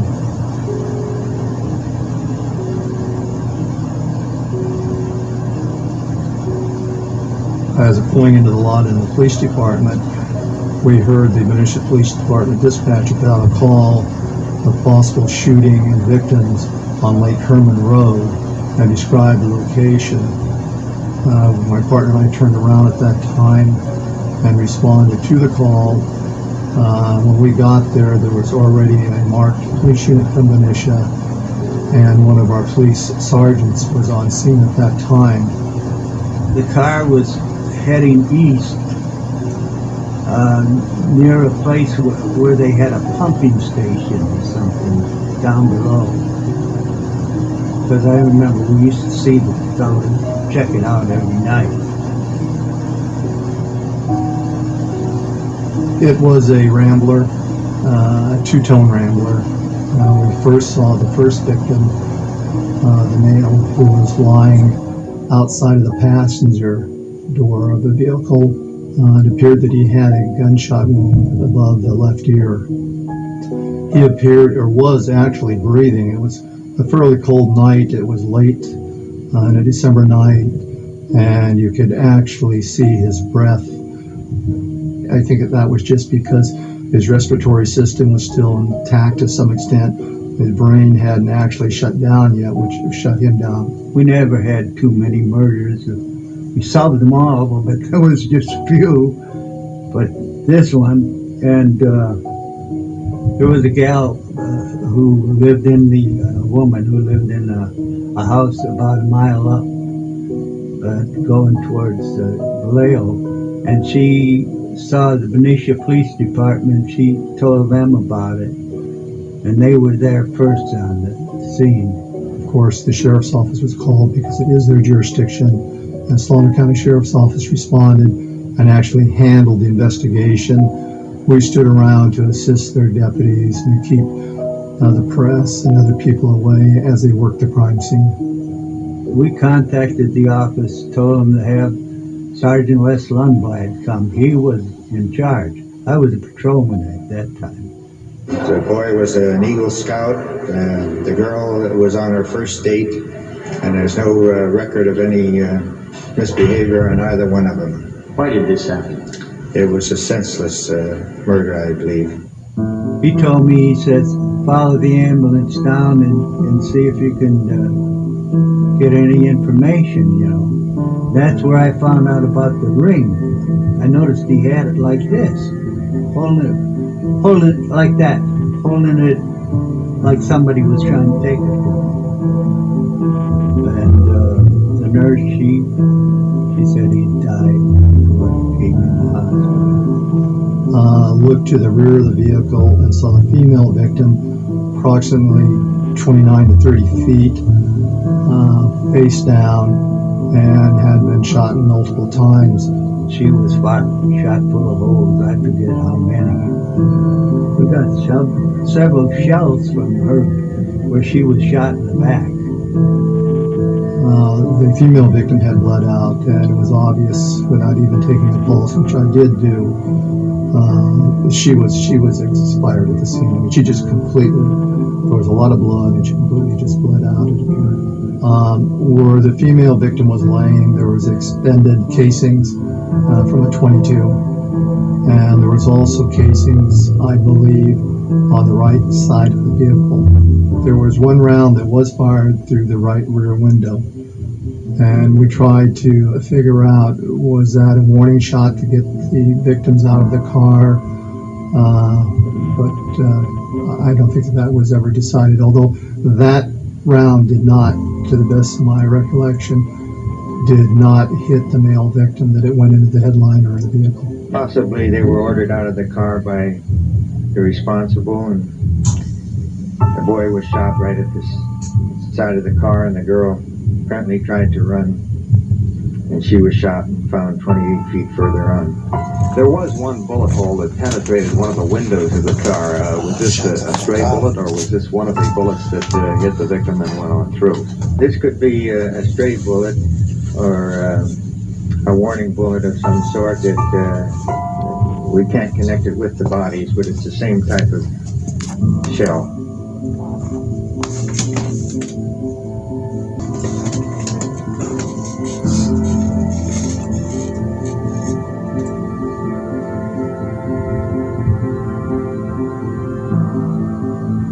So I came back to the scene. Les was there. We went over everything, and that was it for that day. We worked till about 4 o'clock in the morning, checking every place and that, and all the bullets we could find and that. Then the next morning I got a call and they told me I was going to be an investigator on it. It wasn't handled as you would handle it today. Because I don't think there was the experience there to actually handle it that way. And you got to realize the first concern was the male victim. Is he still alive? Let's get him, let's save a life here. Then, of course, they marked the bodies, and I'm sure they parked the patrol cars, and they walked around and looked and picked up the empty casings and so on and so forth.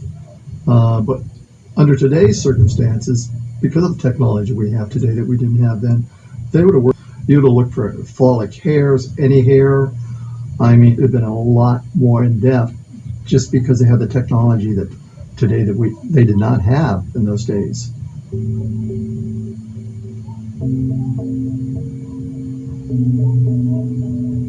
You know, in that half hour, we counted there were people around that area, except for 6 minutes.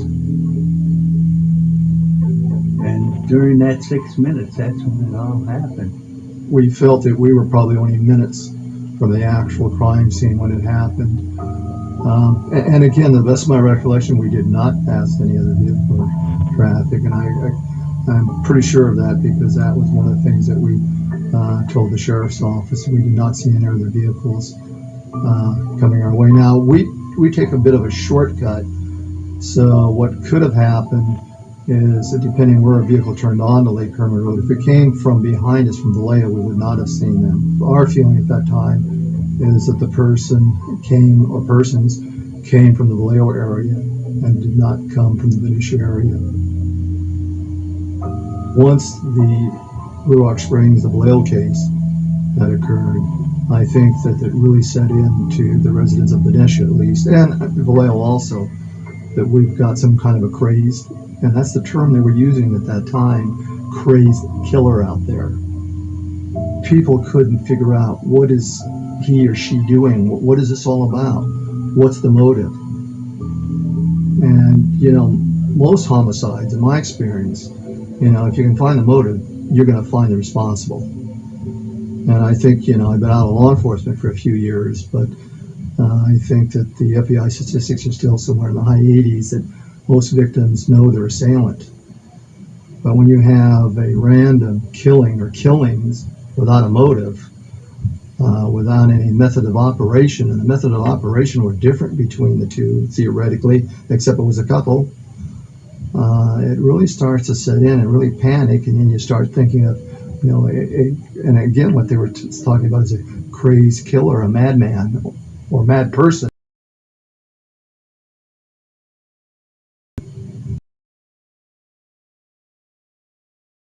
Heck up.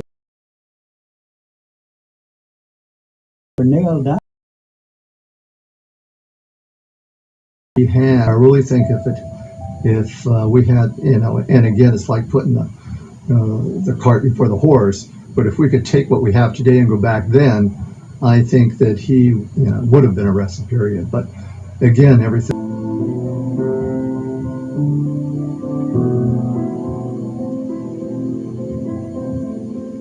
Back at that time, Blue Rock Springs, that was more or less a rural area. Vallejo had not expanded its city limits out that far yet, so it was a rather rural area. On the weekends especially, there would be large crowds of people out there. They'd barbecue. And at night, it really got dark. There were some street lights out there, but only a couple of them. It was kind of out in the boondocks. And the kids would use it parentally as a lover's lane. You could drive your patrol car by there, and there'd be 4 or 5 cars out there many times. People listen to the radio and doing whatever else they do in Lover's Lane. It was July 4th, a holiday, and my partner, John Lynch, who was also a detective sergeant, he was the senior of our team. We worked a late shift, like 3 to midnight, something like that, and we were driving around. I was driving the plainclothes car. We were plainclothes detectives, and we were down, I think down around the downtown area in Vallejo, the old part of town, and at Blue Rock Springs Park, and over the radio they dispatched a patrol car, and so I said, you know, I'm the younger by far of the two of us. So I told John, I said, why don't you want to head out there? And he says, no, it's probably just firecrackers or something. At 12:10, the first call I received was from a young white woman, I would say in her late teens, 16, 17, 18, somewhere around there. And she was really agitated, excited, or whatever. And she reported that there were kids being shot at Blue Rock Springs. So since I was driving, I kind of started meandering that direction. And a few minutes later, we got, I believe another report, shots fired again at Blue Rock Springs. And the officer, I think it was Dick Hoffman, patrol officer, got there first and said he had a shooting, 2 people involved. Out there was to make sure there were no teenagers hanging out, drinking, fighting, whatever. The park was closed. And there was no activity out there when I passed through a half hour or so ahead of that time. So I I'm going to send. I don't have anybody free. And I wasn't far away, so I turned around and went back out there. Told dispatch that I was going to go out there to check on that report. Hoffman was at the scene. We pulled into the parking lot, and I saw this little, I think it's a 1963 light brown Corvair. It had its headlights on. The passenger door was open, and there was a male person laying on the ground. And Hoffman was ministering to him. And I got up close, and with my flashlight, I looked down there, and there was a young guy down there laying on his back. Obviously had been shot. He was reaching up towards me or the flashlight I was holding, kind of gurgling, obviously in pain. From him, I looked over in the front seat of the car and saw a young girl sitting behind the steering wheel of the car. She had been shot too. Blood all over the front in the car. And I asked Hoffman, what you got here? And he says, I've got the driver in there, the girl, she's been shot. And this guy, later identified as Michael Michaud, was laying on the ground, and he had just been shot to pieces. He had a bullet, I think, went through his neck and came out of his cheek. I got up and walked around to the driver's door, and the window was down, and the girl, later identified as Darlene Farron, she had her eyes, slitted open a little bit, and I could see she was breathing, and I asked her if she could tell me what happened, and she kind of tried mumbling something.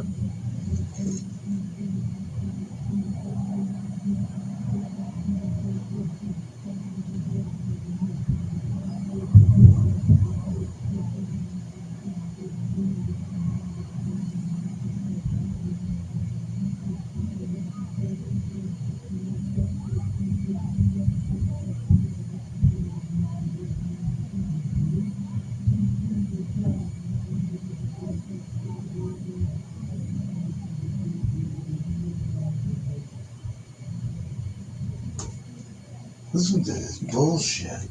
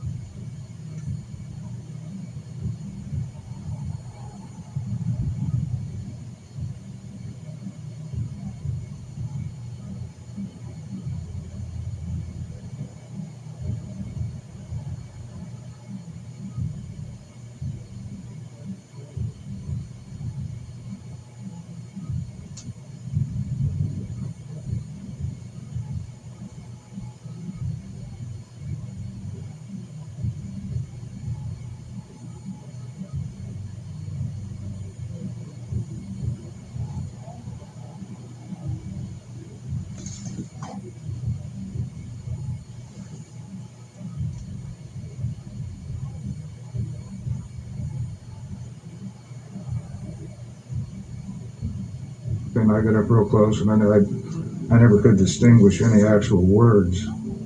I checked her pulse, carotid artery pulse. I found nothing. Ambulance came. They loaded Michelle up first, and then got Darlene out of the car. And one of the things I did when they lifted Michelle up, we had marked, I think Hoffman had outlined his body with a crayon. And so I was shining the light down there for whatever reason. I saw there was a bullet slug underneath where Michelle had been lying, and I picked it up, and it looked like a 9mm parabellum bullet, they call it. I thought it kind of strange when they undressed that man. He was wearing a lot of clothes. He had several pairs of pants on and some sweaters, long sleeve shirt, and that weather was hot that night out there. He was, I don't know why he was dressed so hot.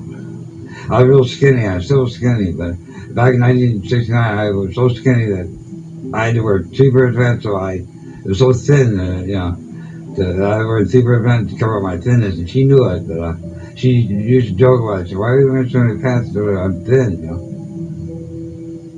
I found Darlene's purse in the back seat and got her identification out, and there was blood all over the seat. And then I walked around, and Michaux's wallet was up on, I think, the right rear fender of the car, and I later learned that Hoffman had gotten it out and had laid it up there. So I took that in the purse, and those things were all put in the ambulance, and keep trying to get a statement.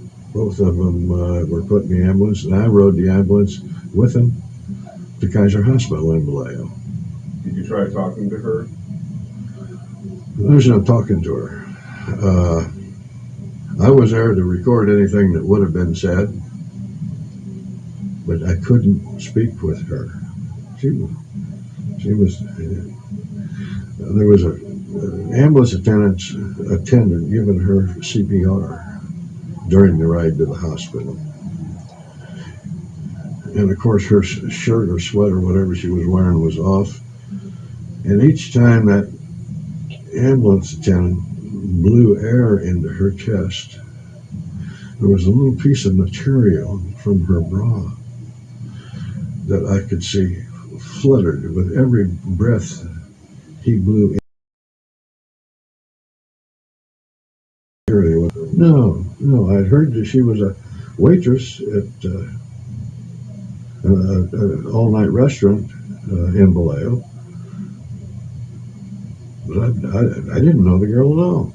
Gray Smith wrote a book about the Zodiac, and he mentioned in his book that I was at Darlene and her husband's house on a house painting party prior to her death, and I don't know anything about that. It wasn't me. But that's what he says in his book. Darlene was my girlfriend at the time, and I was dating her, and we planned to get married. She was already married, and everybody knew her husband worked at the restaurant as a cook. His name was Steve. Steve was a real nice guy, a good friend of mine, but he knew that we were dating, but she also dated my twin brother Steve. My identical twin brother Steve, she also dated him. And we had a big fight, me and Steve had a big fight about that. Because I pretended I was Warren Beatty, the actor. And I told her, I'm Warren Beatty, the actor, and this is my brother, he just shot somebody. And she said, oh, that's cool, I'll take care of you guys. She did say that. I told Steve, how about that?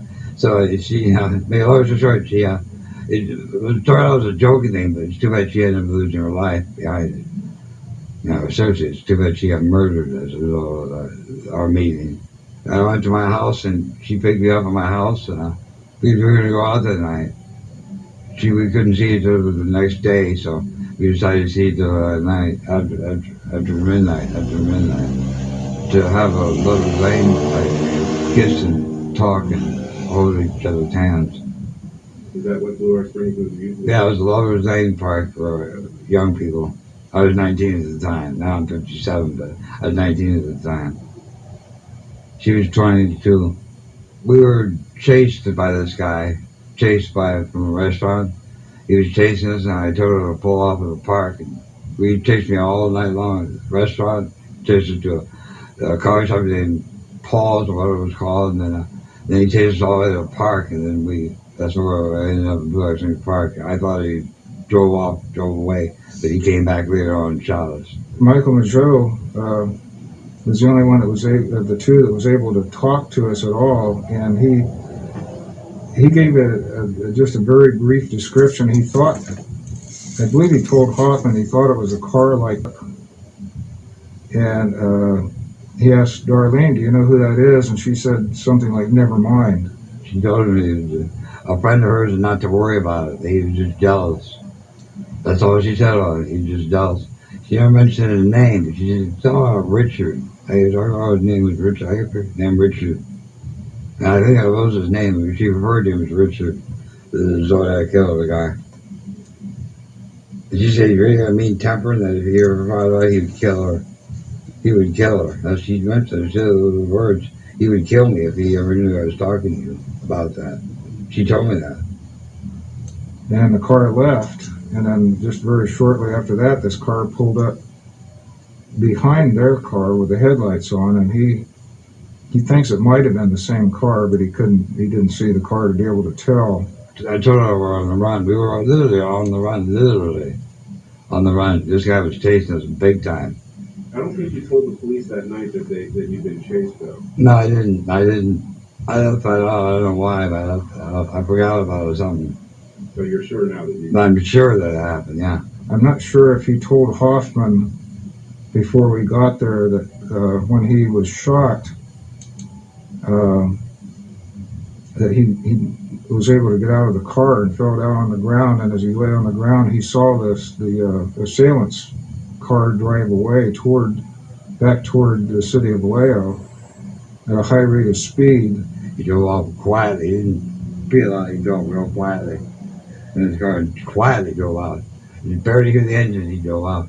I believe he said that it looked like it might have been that same car that pulled up, next to them just a few minutes before the actual shooting, but I can't be positive about that. We thought he just left, and he wasn't going to bother us anymore, but he came back. And he got out of his car, he had a blinding light. And he had a big beamer just blinded my eyes, right in my eyes. I thought it was a police with a flashlight, but it wasn't a police, it was him, the Zodiac killer. I thought it was a policeman. That's why I wrote it in the window. I wrote it in the window. So, because I just so I could have my ID, and that's when he started shooting. Now, he thought he hit me, but I looked down, I saw blood squirting out of my mouth, and I knew I had been shot. I just asked the policeman, "Why'd you hit me?" And I realized I had been shot, it wasn't a policeman. That's the first time I realized it wasn't a policeman, it was a killer. I got shot 5 times. Shot in the face, went through my right ear, went through my tongue and my jaw, and came out here and went into her. Bullet went into her and killed her. And shoulder, elbow, my side, and twice my left leg. It lasted a long time because he shot me and shot me and shot me and shot me. But it wasn't a loud, booming thing. It was just like a pop and a crack. Like pow, pow, pow, pow, crack, crack, crack. That's what a shot sounded like. Crack, like a firecracker gun or a BB gun, When we got there, the headlights and taillights were on, and I believe the ignition was turned to the accessory position, and the radio was on and playing low.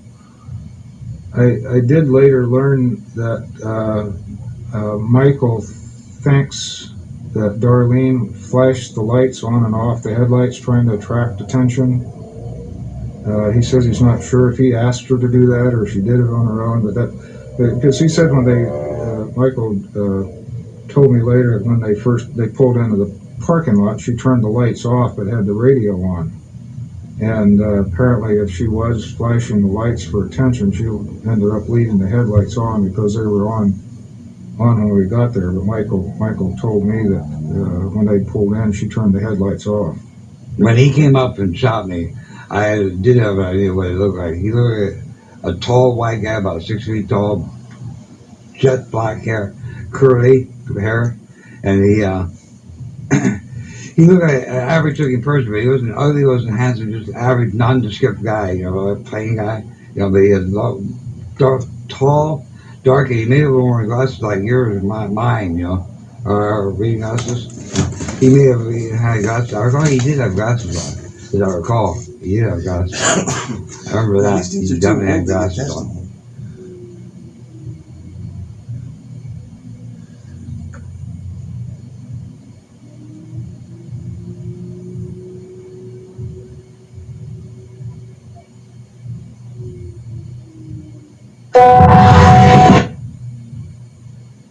So when in doubt, just say, let me talk to my manager. Next, Carvana's 100% online shopping experience. Carvana lets people buy a car, get this, from their couch. Oh, how disruptive. No salesman there to help me pick out the car I need. Wait, how does anyone find a car on this site without someone like us checking in? She's a dealer. Oh, huh? golly. I can help you find the color you want. That sounds nice. Let me talk to my manager. Buy your next car one.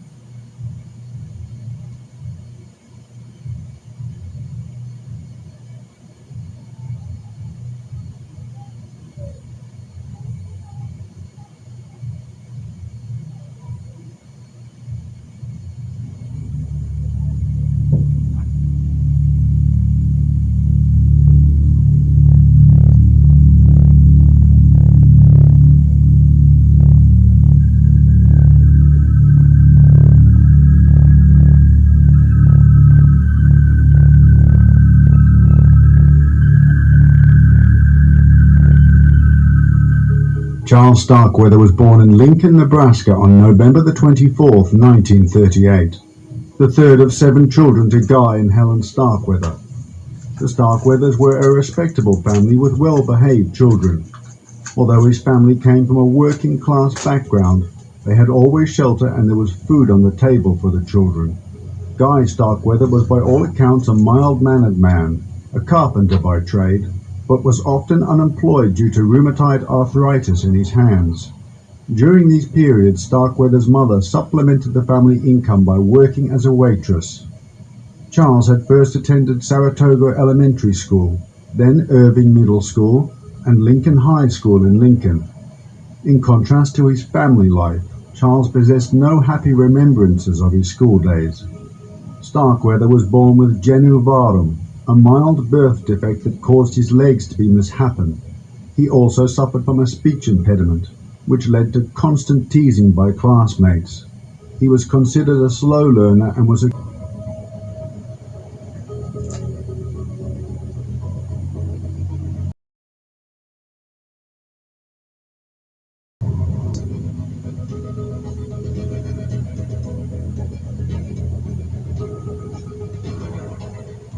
There was only one activity at school in which young Charles excelled, and that was gym, to those who had bullied him.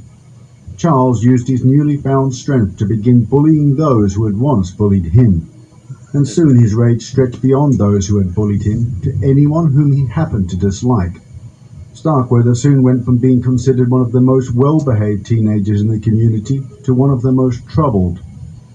His high school friend Bob Von Bush would later recall, "He could be the kindest person you ever seen. He'd do anything for you if he liked you. He was a hell of a lot of fun to be around, too. Everything was just one big joke to him. But he had this other side. He could be mean as hell, cruel. If he saw some poor guy on the street who was bigger than he was, better looking or better dressed, he'd try to take the poor bastard down to his size."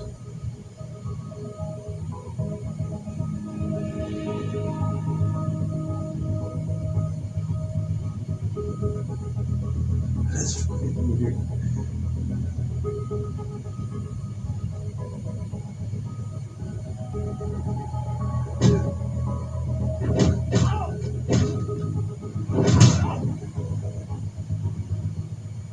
After viewing the film Rebel Without a Cause, Starkweather developed a James Dean fixation and began to style his hair and dress in a similar fashion to Dean.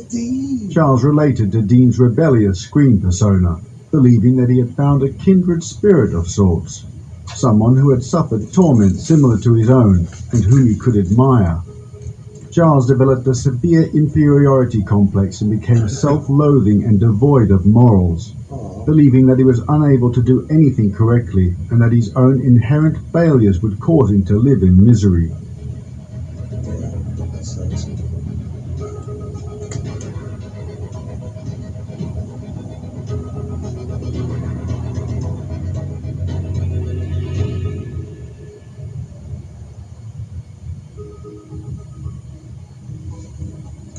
In 1956, 18-year-old Charles Starkweather was introduced to 13-year-old Carol Ann Fugit. Charles dropped out of Lincoln High School in his senior year and became employed at a Western Union newspaper warehouse. He sought employment there because the warehouse was located near Whittier Junior High School in Lincoln, where Carol was a student. The location of the warehouse allowed him to visit her every day after school. Charles was considered a poor worker, and his employer later recalled, "Sometimes you'd have to tell him something 2 or 3 times. Of all the employees in the warehouse, he was the dumbest man we had." Carol was a pretty girl with dark brown hair and a ready smile. She too had a wide streak of rebellion in her and a mercurial temper. She also was not much of a scholar and had failed a grade in elementary school. Even though her teachers considered her a slow learner, Charlie thought she was a wizard. Oh. Carol looking good.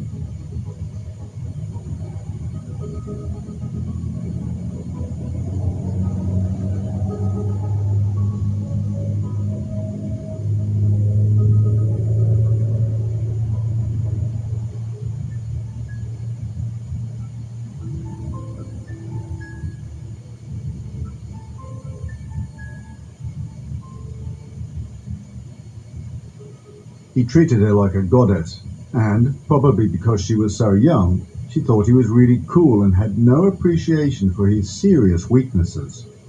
William Allen states, "She was impressed by his cars, his toughness, his looks, and, despite his poverty, the way he could give her almost anything she wanted." Charlie said that Carol meant more to him than anything had before. Without her, he would be thrust back into the world he hated so much. Carol almost even made him stop hating himself. He saw himself as reflected in her eyes, and he looked good. Charles taught Carol how to drive, and one day she crashed his 1949 Ford into another car. His father paid the damages as he was the legal owner of the vehicle. This caused an altercation between Charles and his father.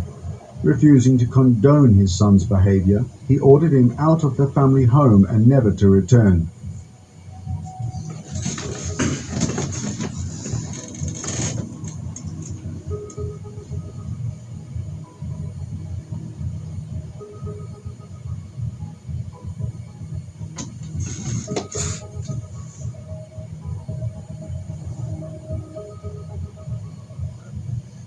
Charles taught Carol how to drive, and one day she crashed his 1949 Ford into another car.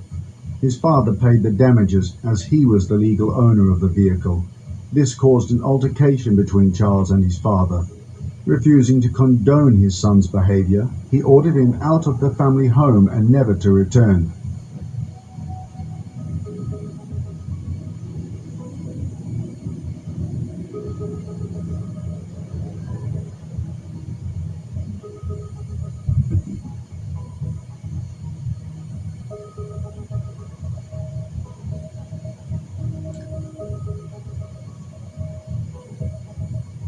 Charles decided to quit his job at the warehouse and then became employed as a garbage collector for minimum wage.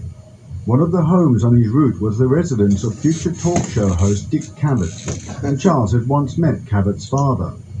Starkweather began progressing towards his nihilistic views on life, believing that his current situation was the final blueprint on how he would live the rest of his life.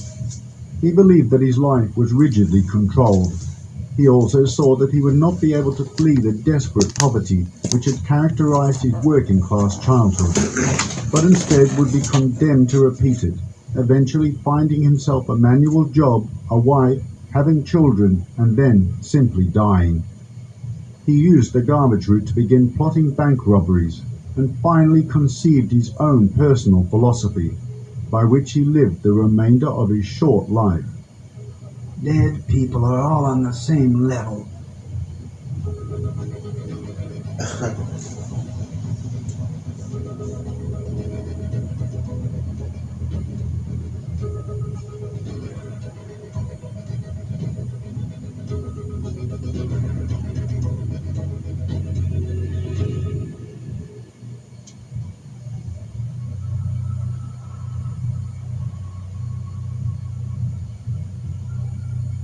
On November the 30th, 1957, Charles went to a service station in Lincoln, where he tried to purchase a stuffed toy dog for Carol on credit.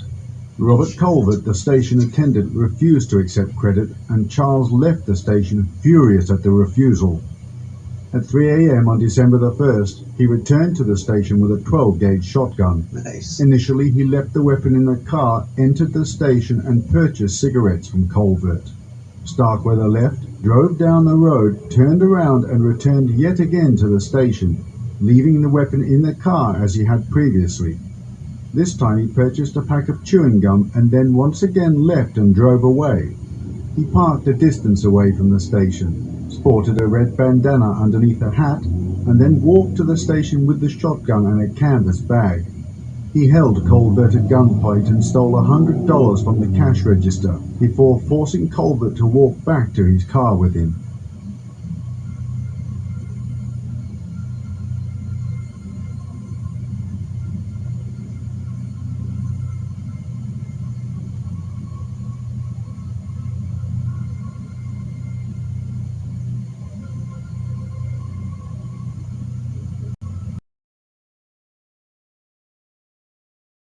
Starkweather drove, at which point Colvert struggled with Starkweather and attempted to get hold of the shotgun. The shotgun fired in the scuffle, shooting Colvert in his kneecaps. Starkweather then killed the wounded Colvert with a shotgun blast to the head. Charles would later claim that in the aftermath of the murder, he believed that he had transcended his former self to reach a new place of existence, in which he was above and outside of the law. He confessed the robbery to Carol immediately afterwards, claiming someone else had killed Colvert, which Carol was not naive enough to believe.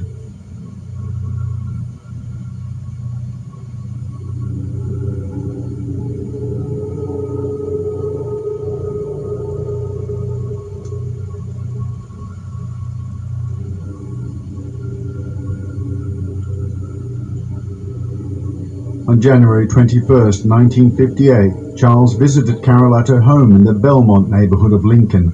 Not finding her at home, he argued with Carol's mother and stepfather, Velda and Marion Bartlett, who told him to stay away from their daughter. Charles went to a payphone, called Marion Bartlett's place of employment, and told them that he, Marion, was ill and would not be at work for a couple of days.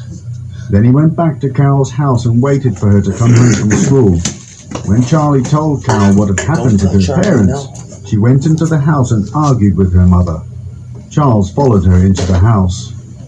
He said that Velda began hitting him again, shrieking that he had made Carol pregnant. He hit Velda back and they struggled for a few minutes before Charles got his gun.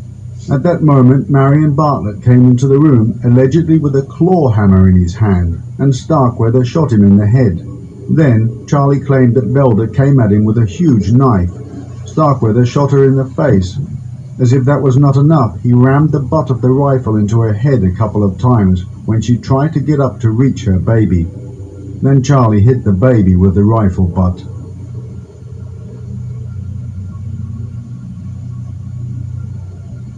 That's good. What's it so hot in there?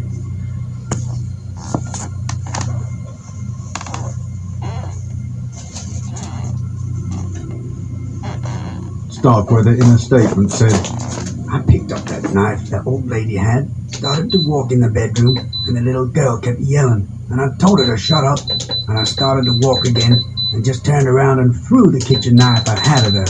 They said it hit her in the throat, but I thought it hit her in the chest. I went on into the bedroom, and Mr. Bartlett was moving around, so I tried to stab him in the throat, but the knife wouldn't go in, and I just hit the top part of it with my hand, and it went in. Once the carnage was over and no life force remained in any of the victims,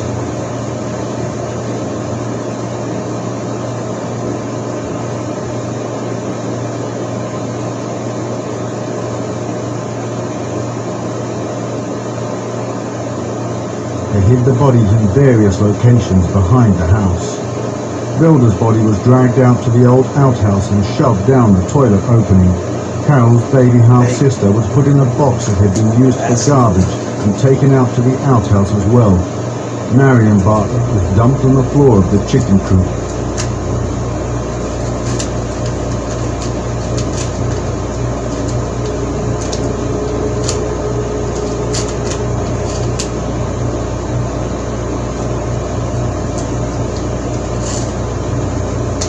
Once that was done, Carol and Charlie cleaned up the blood and mess inside and spent the rest of the evening drinking Pepsi and eating potato chips. They stayed there in the house just a few yards away from the rotting corpses of Carol's family for almost a week. Buying milk and bread on credit from the milkman every day, Charlie would also go down to the grocery store to buy a few other essentials. The couple remained in the house for 6 days, turning people away with a note written by Carol and taped to the door that read, "Stay away. Everybody is sick with the flu. Go to the bar." Who shot and killed the King girl when he was away from the scene for a few minutes.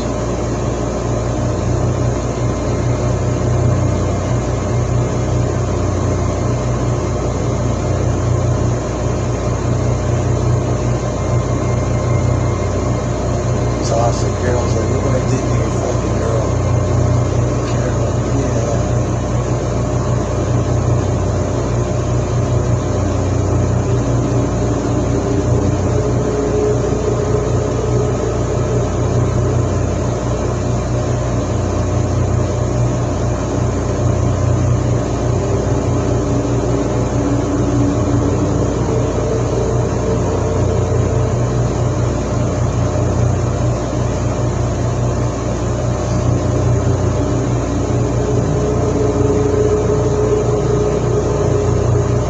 The two then drove into a wealthier section of Lincoln, where they entered the home of industrialist C. Lauer and Clara Ward. Both Clara Ward and maid Lillian Finkel were fatally stabbed. Charles later admitted throwing a knife at Ward. However, he accused Carol of inflicting the multiple stab wounds that were found on her body. He also accused Carol of fatally stabbing Finkel, whose body also had multiple stab wounds. When Lauer returned home that evening, Charles shot him. Charles and Carol filled Lauer's black 1956 Packard with stolen jewelry from the house and fled Nebraska. Then he sat down to write a letter that was addressed to the law only. It was a twisted, illiterate tirade, confession, and attempt at self-justification. I and Carol are sorry for what has happened, because I have hurt everybody because of it, and so has Carol. And I ain't seen one thing. Everybody that came out there was lucky they're not dead. Even Carol's sister.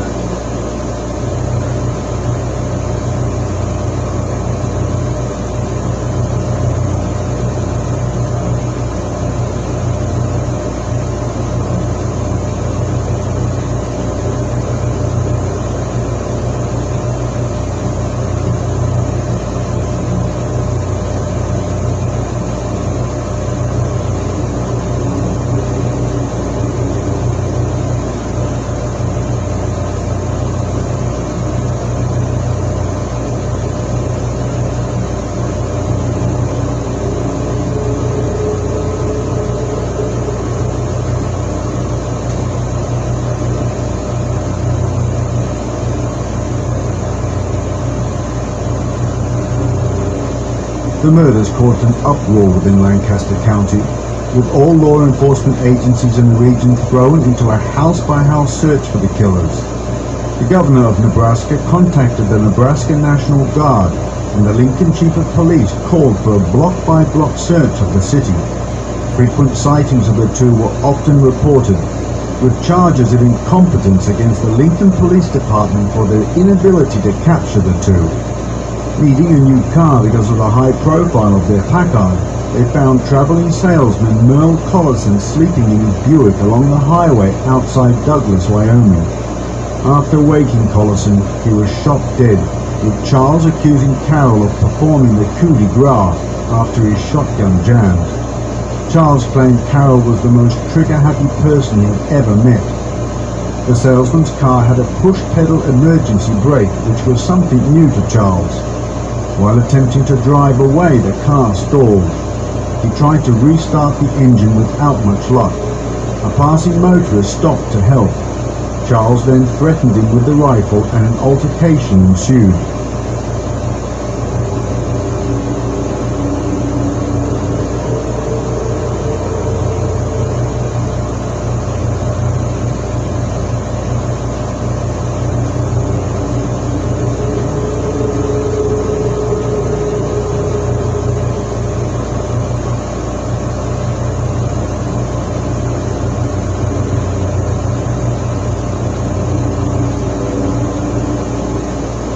Deputy Sheriff arrived at the scene at that moment. Carol ran to him yelling something to the effect of, It's Starkweather! He's going to kill me! Charles tried to evade the police, exceeding speeds of 100 miles per hour. A bullet shattered the windshield and flying glass cut Charles on the ear. He then stopped abruptly and surrendered. He thought he'd been shot. Converse County Sheriff Earl Heflin said, He thought he was bleeding to death. That's why he stopped. That's the kind of yellow son of a bitch he is. Both Starkweather and Fugit were captured in Douglas.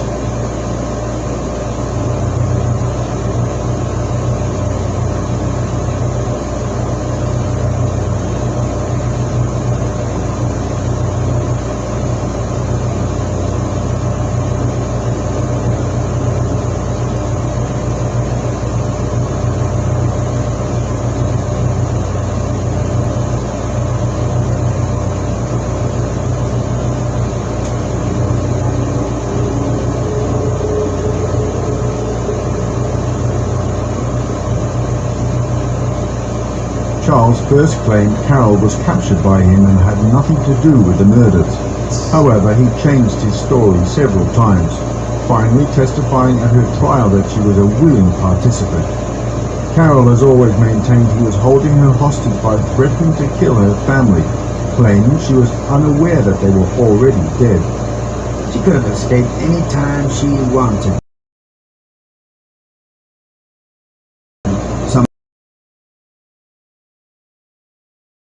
With all the guns, there would have been nothing to stop her from running away.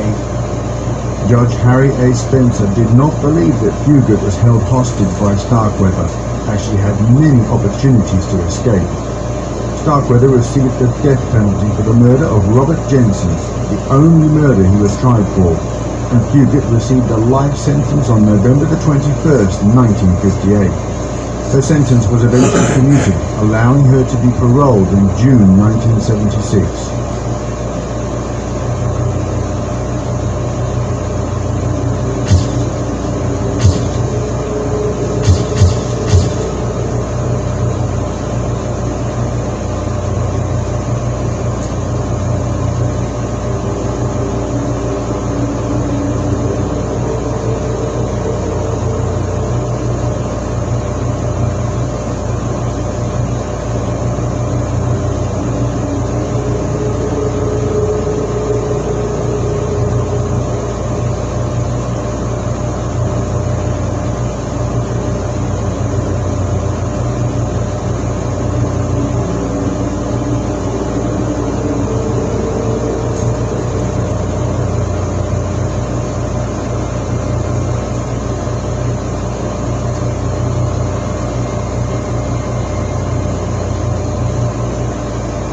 Charles Starkweather was executed in the electric chair at the Nebraska State Penitentiary in Lincoln, Nebraska at 12:01 a.m. on June the 5th, 1959.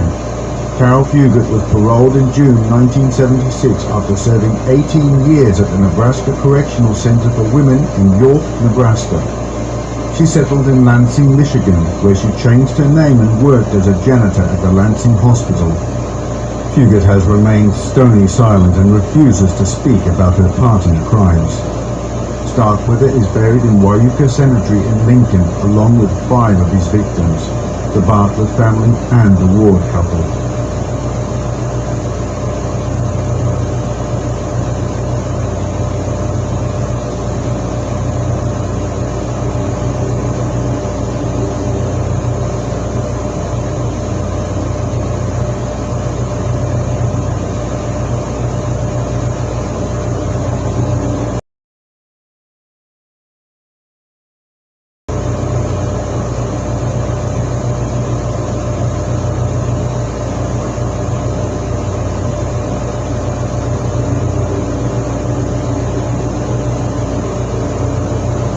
He lived cruelly, and it went cruelly with him to the last. Offered a chance.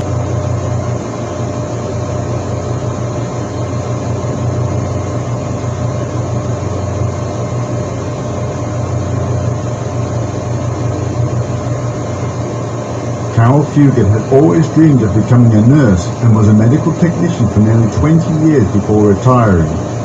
Denied a full pardon in 1996, Fugit, 76, now lives a quiet, private life. She was seriously injured on August 5, 2013, in a single vehicle accident near Tecumseh, Michigan. Her husband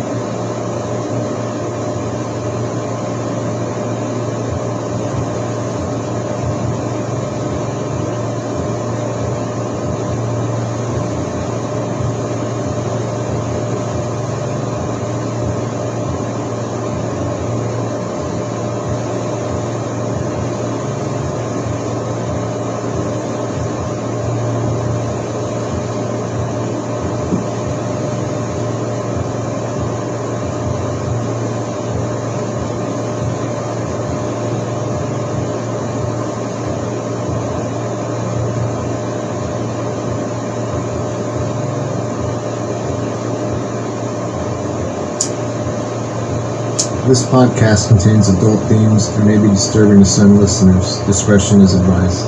Carol did know that she liked Charlie's rebel persona. She found what he called his bow legs and black moods attractive. When a neighborhood friend asked Carol what she saw in Charlie, Carol responded, "Well, he thinks I'm great." Also, despite the fact that he didn't work steadily, he used what money he had to buy her gifts, like a record player, a radio, and a gold heart-shaped pendant with the word Carol engraved on one side and Chuck on the other. He regularly took her out to watch movies at the drive-in and to his beloved demolition derbies. He even let her drive his Ford, although she got into a traffic collision that was her fault. Charlie's father, Guy, who had taken out a $150 loan to help his son buy the car, was furious and forbade Carol from driving it. But Charlie openly defied his dad, which was unusual for him, because they generally saw eye to eye on everything. Carol's official law enforcement punishment was to write a 500-word essay on the dangers of driving without a license. Charlie was obsessed with Carol, maybe because he saw Lady Death in her as well. He said, "Until I met Carol, I never had the kind of girl a kid gets along with. I had a nice girl once, but she got to upsetting my death deal, and I had to drop her." In other words, the so-called nice girl distracted him too much from his fantasies of death. But now, he also fantasized about marrying Carol. He spread a rumor that Carol was pregnant, one which got back to Carol's stepfather. Marion Bartlett was repulsed. He disapproved of Charlie's lack of ambition, his use of slang and profanity, his, quote, sloppy clothing, and his arrogance. Charlie approached Marion twice to discuss the prospect of marrying Carol and was told to forget it. The second time he asked, Marion warned him that if he broached the topic again, Carol would no longer be allowed to see him. This seems to have been the catalyst for Charlie's decision to give in to his fantasies of becoming a rebel outlaw and engaging with his death wish. Although Carol would forever deny she knew anything about any murders until after her own family was killed, Charlie repeatedly makes reference to what Carol and he both decided to do together within jailhouse interviews and journals. But on December 1st, 1957, Charlie was alone when he killed 21-year-old gas station attendant and former Navy serviceman Robert Colbert. Robert's wife was pregnant with their first and only child. He had only been working at the gas station for a week when Charlie came in late one night and tried to buy a teddy bear for Carol on credit from the station's convenience store. Who does that? Who tries to buy a gas station teddy bear on credit? Anyway, he was disgruntled but left when Robert told him he'd have to pay cash. A week later, Charlie treated Carol to a steakhouse dinner with his latest $20 demolition derby winnings. Then they went to the drive-in to watch a drama called The Enemy Below, starring Robert Mitchum, followed by a western, their two favorite genres. At 2:30 a.m., long after dropping Carol off at home, Charlie returned to the gas station, robbed it, then kidnapped Robert Colbert. He made him drive several miles to a railroad crossing, where he shot Robert twice and left his body lying in the middle of the road. During the Christmas holiday, Charlie spent his blood money on gifts for Carol, his family, even his landlady, as well as an elderly family friend named August Meyer. Carol and Charlie spent more time together at his place while she was on break from school, listening to records, eating junk food, and practicing knife throwing. But the money went fast, and Charlie was having trouble finding work.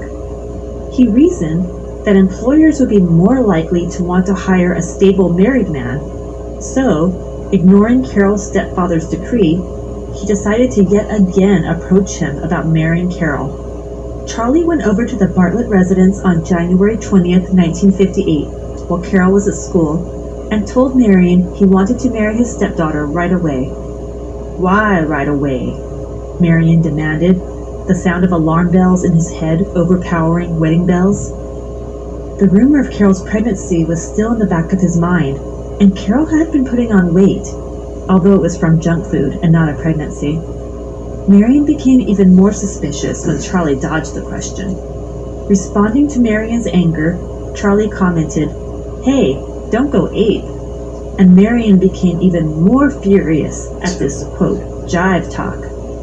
He literally threw Charlie out of the house by his collar. Now furious himself, Charlie brooded until the next day, then returned to the Bartlett home. We have only Charlie's account of what happened next, since Carol has denied being there, and, well, everyone else present was permanently silenced that day. Charlie claimed he let himself into the house after being able to hear from outside Carol and her mother yelling at each other. He said that Velda claimed Carol was pregnant and slapped him several times once he entered the house. He slapped her back, and Marion then intervened. He and Charlie began to fight and wrestle, and then, per Charlie's version, Marion went for a claw hammer. That's when Charlie raised the single-shot .22 he'd brought into the house, under the ridiculous precept that he thought Marion might like to go hunting with him after their argument the day before. Marion collapsed in Carol's bedroom, dead from a head wound. Carol, who locked herself in the bathroom after arguing with her mother, came out, stared at the body for a moment, and then supposedly followed Charlie into the living room. Charlie then said that Velda came charging out of the kitchen, brandishing a foot-long butcher knife. He shot her as well, and when she didn't immediately fall, hit her with the butt of his gun. Meanwhile, poor little Betty was terrified and screaming. Charlie said that Carol yelled at her to shut up, and he then hit her with the gun. When she continued to scream, he recalled, he threw the kitchen knife at her, hitting her either in the throat or the chest. Then he went back into the bedroom and stabbed Marion. Carol's version of events differs. She claims that she was at school when the murders occurred. When she got home, her family was gone, and Charlie told her they were being held hostage at another location and would be okay if she cooperated with him. She says that she initially didn't believe his story, but was afraid of him, so she did what he asked. Back to Charlie's version. After he was sure Carol's family was dead, he commented, "We sure got ourselves in a hell of a mess," to which he claimed Carol responded, "Well, it's what we always wanted." He then gathered bedding, rags, and rugs in which to wrap the bodies. Poor little Betty was bleeding so badly that he first placed her in the kitchen sink to drain the blood. He then dragged the 3 bodies out into the backyard, with specific hiding places in mind. Returning to the house, he cleaned up, mopping up the blood on the floor. Finally, he sprinkled perfume around on the carpet to try to disguise the smell of blood. This entire time, Carol sat in a rocking chair in the living room and watched TV. Finally, Charlie left and walked to the grocery store, returning 30 minutes later with 3 bottles of Pepsi and a bag of potato chips. Carol did not use this opportunity to leave or to call for help. The pair stayed in the Bartlett residence together for the next 6 days. Carol admits that they lived in a way that suggests they were playing house, They cooked breakfast, fed the pets, played gin rummy, watched TV constantly, and slept together. Carol also read comic books and cut out paper dolls. The two killed time once again by throwing knives at the walls. When her sister Barb hadn't heard from their mother in a week, she began to worry. Velda had photos of Barb and Bob's newborn baby she'd wanted to drop by, but she hadn't come by or called, which was unlike her. Barb and Bob spent money on a cab to drive with the baby to her mother and stepfather's home, but they had barely exited the taxi when Carol opened the front door and yelled at them to stop. "Mom, Dad, and the baby are sick. You don't want your baby to catch it." Then she added, very ominously, "Go away if you know what's best. You need to go away so Mother won't get hurt." Carol, who was wearing Rodney. Carol again answered the door, but warned Bob, quote, "My mom's life will be in your hands," unquote, if he tried to force his way in. That's when Bob decided to go to the police. The call was dispatched as a possible domestic dispute. 2 patrolmen arrived at the Bartlett home 5 minutes later. No one answered, but they noticed that the screen door was locked from the inside, so they knew someone must be there. In one of the bedrooms, Carol woke Charlie to warn him that the cops were outside. Finally, she opened the door, while Charlie huddled with his gun. Carol still looked sleepy, but she was now wearing a light-colored flowered kimono and her hair was messy and tangled. She told the officers that her entire family had the flu, and when they asked why Bob would get law enforcement involved, she responded, "Oh, we don't get along with him, and he don't like us very well.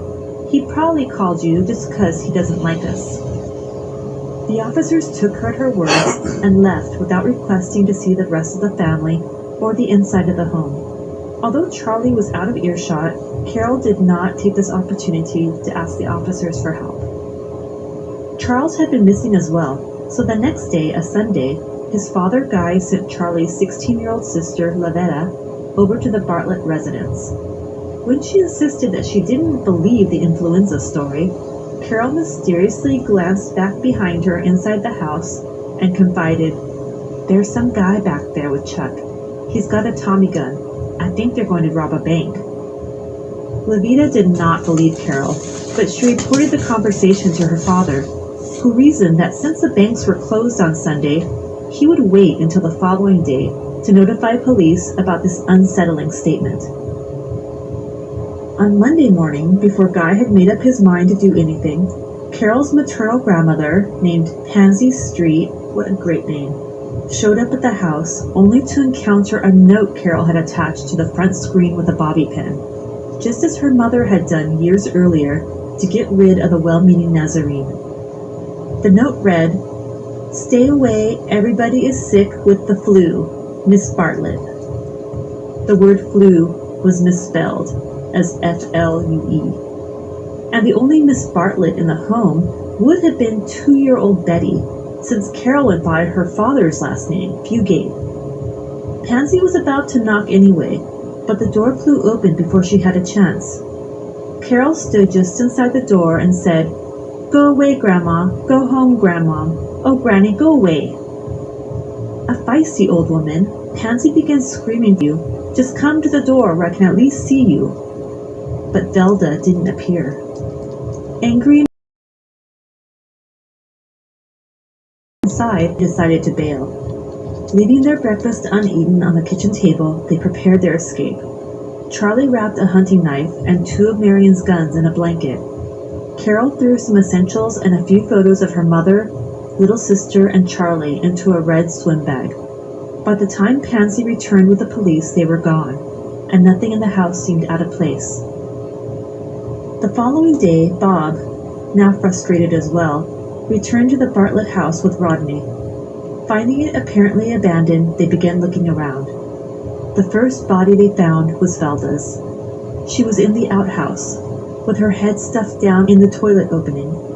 Beside her on the wooden seat, Betty's little body had been placed in a cardboard grocery box. Marion was in the chicken coop, wrapped in rags and a quilt. He and Velda had both been shot and stabbed. Betty died from a skull fracture, and Charlie would later state of the 2-year-old, "She was a little snot, in my opinion. Carol thought she was a monster. She called her about every name you could think of. You couldn't make her mind, and she got me in trouble a few times. She'd go flying into her old man or mom and say I hit her. One reason Carol didn't like her was she was a stepsister. Marion treated Betty Jean far better than he ever did Carol." When they hit the road, Charlie was driving in his black 1949 Ford sedan, with red paint standing in for a missing grille. As soon as they abandoned the Bartlett home, he remembered that one of his tires was on its last laps. He stopped at a local auto repair shop, but strangely didn't mention the tire. Instead, he asked the mechanic to work on his transmission. Carol, in a pink bandana tied under her chin, chose to stay in the car as it was raised on the hydraulic lift. She asked Charlie to get her a bottle of soda, or pop as I guess they call it in the Midwest. Charlie left without his guns, but Carol once again did not take this opportunity to ask for help from the mechanic, who noticed the 2 guns sitting in her lap. Charlie then decided to drive to the house of August Meyer, the old family friend who lived just 2 miles away. He thought they could lay low there for a while, but when he turned onto August's long, unpaved driveway, the car got stuck, thanks to the mud from recent rains. According to Charlie, Carol's reaction was, "We ought to go blast the crap out of that old man." When Charlie asked, "How come?" she shot back, "'Cause he didn't clean his driveway, that's how come." In Carol's later recollections, Charlie was the first to say he could kill August for not clearing the driveway, and she agreed in a hypothetical sense, just because she was mad about their bad luck. August Meyer was nearly 80 years old, and what his neighbors referred to as a gentleman. He was soft-spoken and kind. He had never married. Charlie had known him nearly his entire life. Why he killed him will remain a mystery. Carol has said that Mr. Meyer came out of his house, the 2 men spoke briefly, and then Charlie raised his gun and shot him. Charlie, whose version of every story is that someone was always out to attack him for no reason, stated that he argued with August about getting stuck in his driveway, and then the older man suddenly raised a rifle and took a shot at him. Charlie raised his own shotgun, and a bullet went through August's back at near point-blank range. As with Velda and Betty, Charlie decided to leave August's body in his outhouse. Carol picked up August's hat where it had been blasted off him and placed it beside the corpse. As they were leaving, August's dog began to bark at them.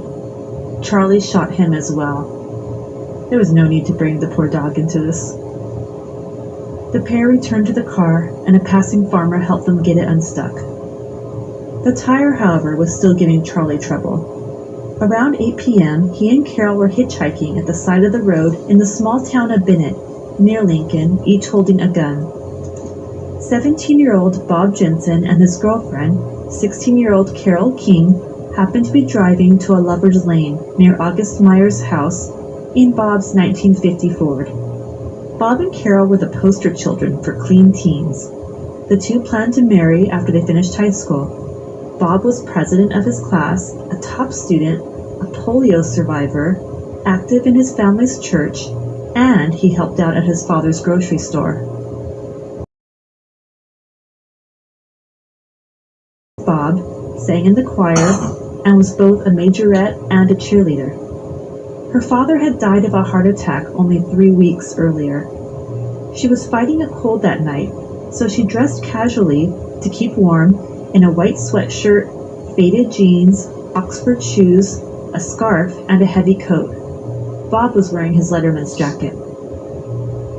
Bob stopped to give the gun-toting hitchhikers a ride, which just immediately seems like a bad idea. But this was mid-century, near rural Nebraska, and Bob recognized Charlie from the hot rodding circuit.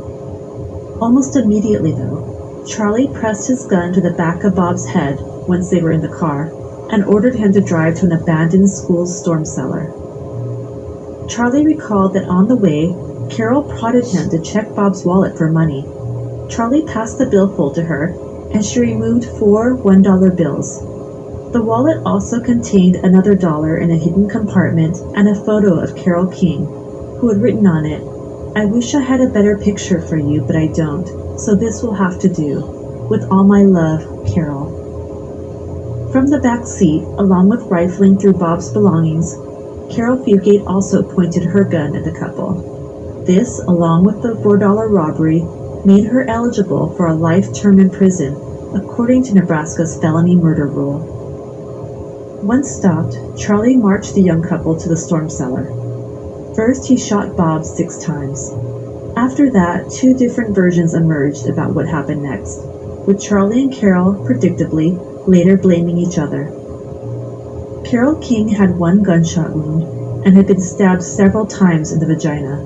During a jailhouse interview, Charlie recalled that his girlfriend afterwards called him a, quote, dirty bastard.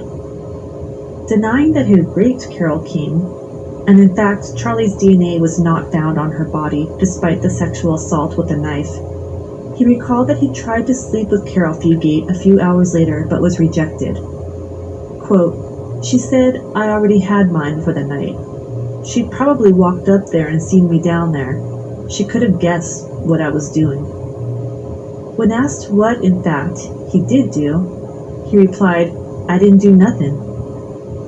After initially admitting he shot Carol King, he later maintained that his girlfriend had been the one to shoot her out of jealousy, while Carol Fugate maintained that Charlie shot the young woman at the cellar while she stayed in the car. The pair drove Bob's Ford back to Lincoln and spent the night in the car.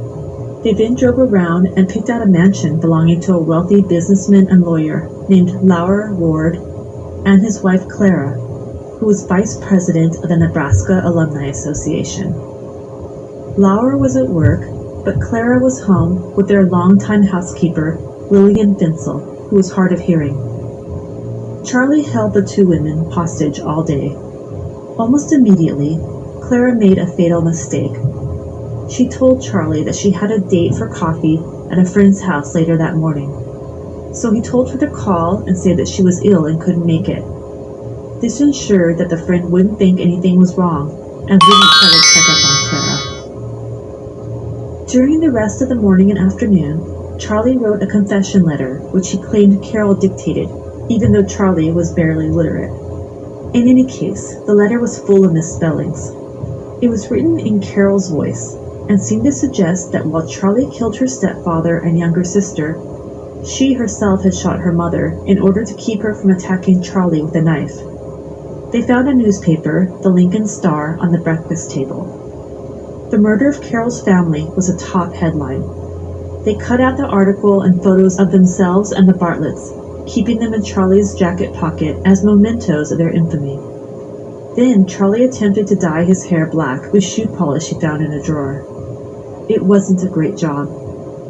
At some point, Clara was stabbed multiple times and tied to the bed in her upstairs bedroom. Her poodle, Susie, in trying to defend her owner, was beaten with Charlie's gun until she stopped moving. So here we have the second dog attacked in this horrible story. Lillian was still downstairs and unaware of Clara's murder.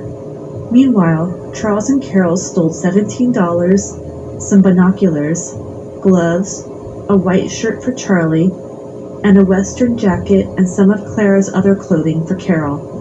They also stole the Ward's car, a luxurious black 1956 Packard, and left Bob's stolen car at the Ward residence. Around 6 p.m., Clara's husband Lauer arrived home. Charles shot him twice, stabbed him, then he didn't answer, Captain Obvious later recalled. As with Carol King's murder, Charlie and Carol Fugate would each blame the other for the stabbing of housekeeper Lillian, the last victim of the day. However, Carol would later admit cleaning off the knife and once again pouring perfume on the rugs and a chair in an attempt to disguise the smell of blood. Just before the killers left the house, the phone rang, and Carol inexplicably answered it. When the caller asked for Mrs. Ward, she replied, "They're all asleep," and immediately hung up. From the Ward residence, they decided to try to make their way west to Washington State, where one of Charlie's brothers lived. Heading toward the state of Wyoming that night, Charlie asked Carol for sex. In a repeat of the night before, Carol refused, saying, "You've had yours for the day." Later, Charlie supposed she thought he'd raped Clara, although autopsy findings later confirmed that no one in the ward home had been sexually assaulted.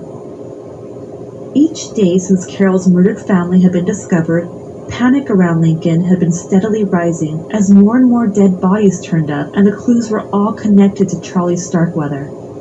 An article from the Omaha World Herald, one of many, conveyed the mood and rhetoric. Quote, Bennett, Nebraska. Terror camp southeast of. There was only suspect and his 14-year-old girlfriend.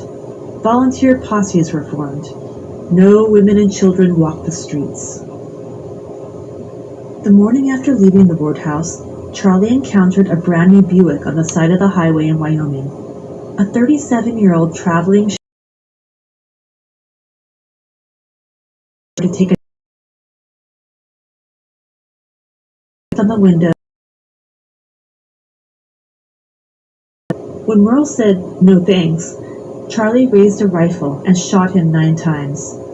Yet again, victims. Somebody asked, Man, are you dead?" Unsurprisingly, the corpse did not answer. Just after this, a 29-year-old geologist happened to be driving along and noticed the 2 cars on the side of the road. He stopped and exited his car to offer assistance, and Charlie pulled his rifle on him. But the geologist was half a foot taller than Charlie, and had at least 30 pounds on him. They wrestled with the gun. Just then, an unbelievable stroke of luck occurred. A sheriff's deputy who was patrolling the highway came across the scene. But as he began to approach the 2 men, suddenly a tiny young woman jumped out of a car and intercepted him. "Take me to the police," she cried.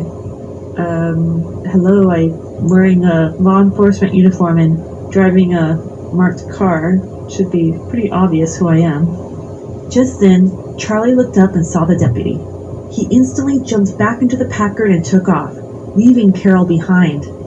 The deputy put her into his car and gave chase, radioing info to his station as soon as learning from Carol that this was the fugitive, Charles Starkweather. Once other agencies intercepted Charlie and arrested him, Deputy Romer drove Carol back to Nebraska.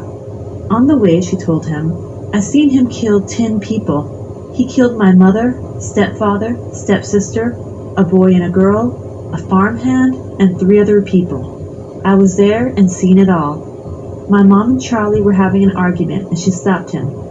Charlie hit her back and my stepfather saw him. Charlie killed him, my mom, and stepsister. The baby was crying, so Charlie took the barrel of his gun and pushed it in her throat." As Charlie was being escorted separately, he told deputies, "Don't be rough on the girl. She didn't have anything to do with it." Carol was transported to the local jail, which has been compared to the Mayberry lockup from the Andy Griffith Show. The sheriff's wife, who was given charge of her, complained that Carol, quote, smelled and needed a bath pretty bad, but she refused to bathe or change her clothes. She spent most of her time there under sedation after some initial hysteria. "Because I might do something I would be sorry for later on." Carol Fugate. Charlie was adamant that his family bore no responsibility for his state of mind during the murders. He adored his mother, and of his father he said, "My dad ain't to blame for nothing I done. I just got fed up with having nothing and being nobody. Poverty gives you nothing. People who are poor take what they can get." Regarding Carol, he claimed that she had, quote, put spark and thrill into the killing. Before his trial, he noted that, quote, "she was a girl who always wanted to do what I wanted to do, and that he could, quote, count on her when the going was tough." He now implicated Carol in the murders and said he previously denied her involvement because he, quote, thought she could get away with it easier. He also belatedly claimed after the trial that he'd never really loved Carol, because she had mocked his death wish. Above all, as he put it, quote, I got fed up being everybody's nobody. On the first day of his trial, Charlie appeared for court in chains that contrasted with his tan suit, red tie, black shoes, and new haircut. He'd also put on 15 pounds in jail. His attorney attempted to set up an insanity defense in his opening statement. He said in part, Starkweather is an odd young man whose IQ has always been subnormal. At one time, a test showed him to be only a grade or two above an idiot. During this speech, Charlie gripped the defense table and glared at his attorney. Similarly, when his former boss recalled him as, quote, the dumbest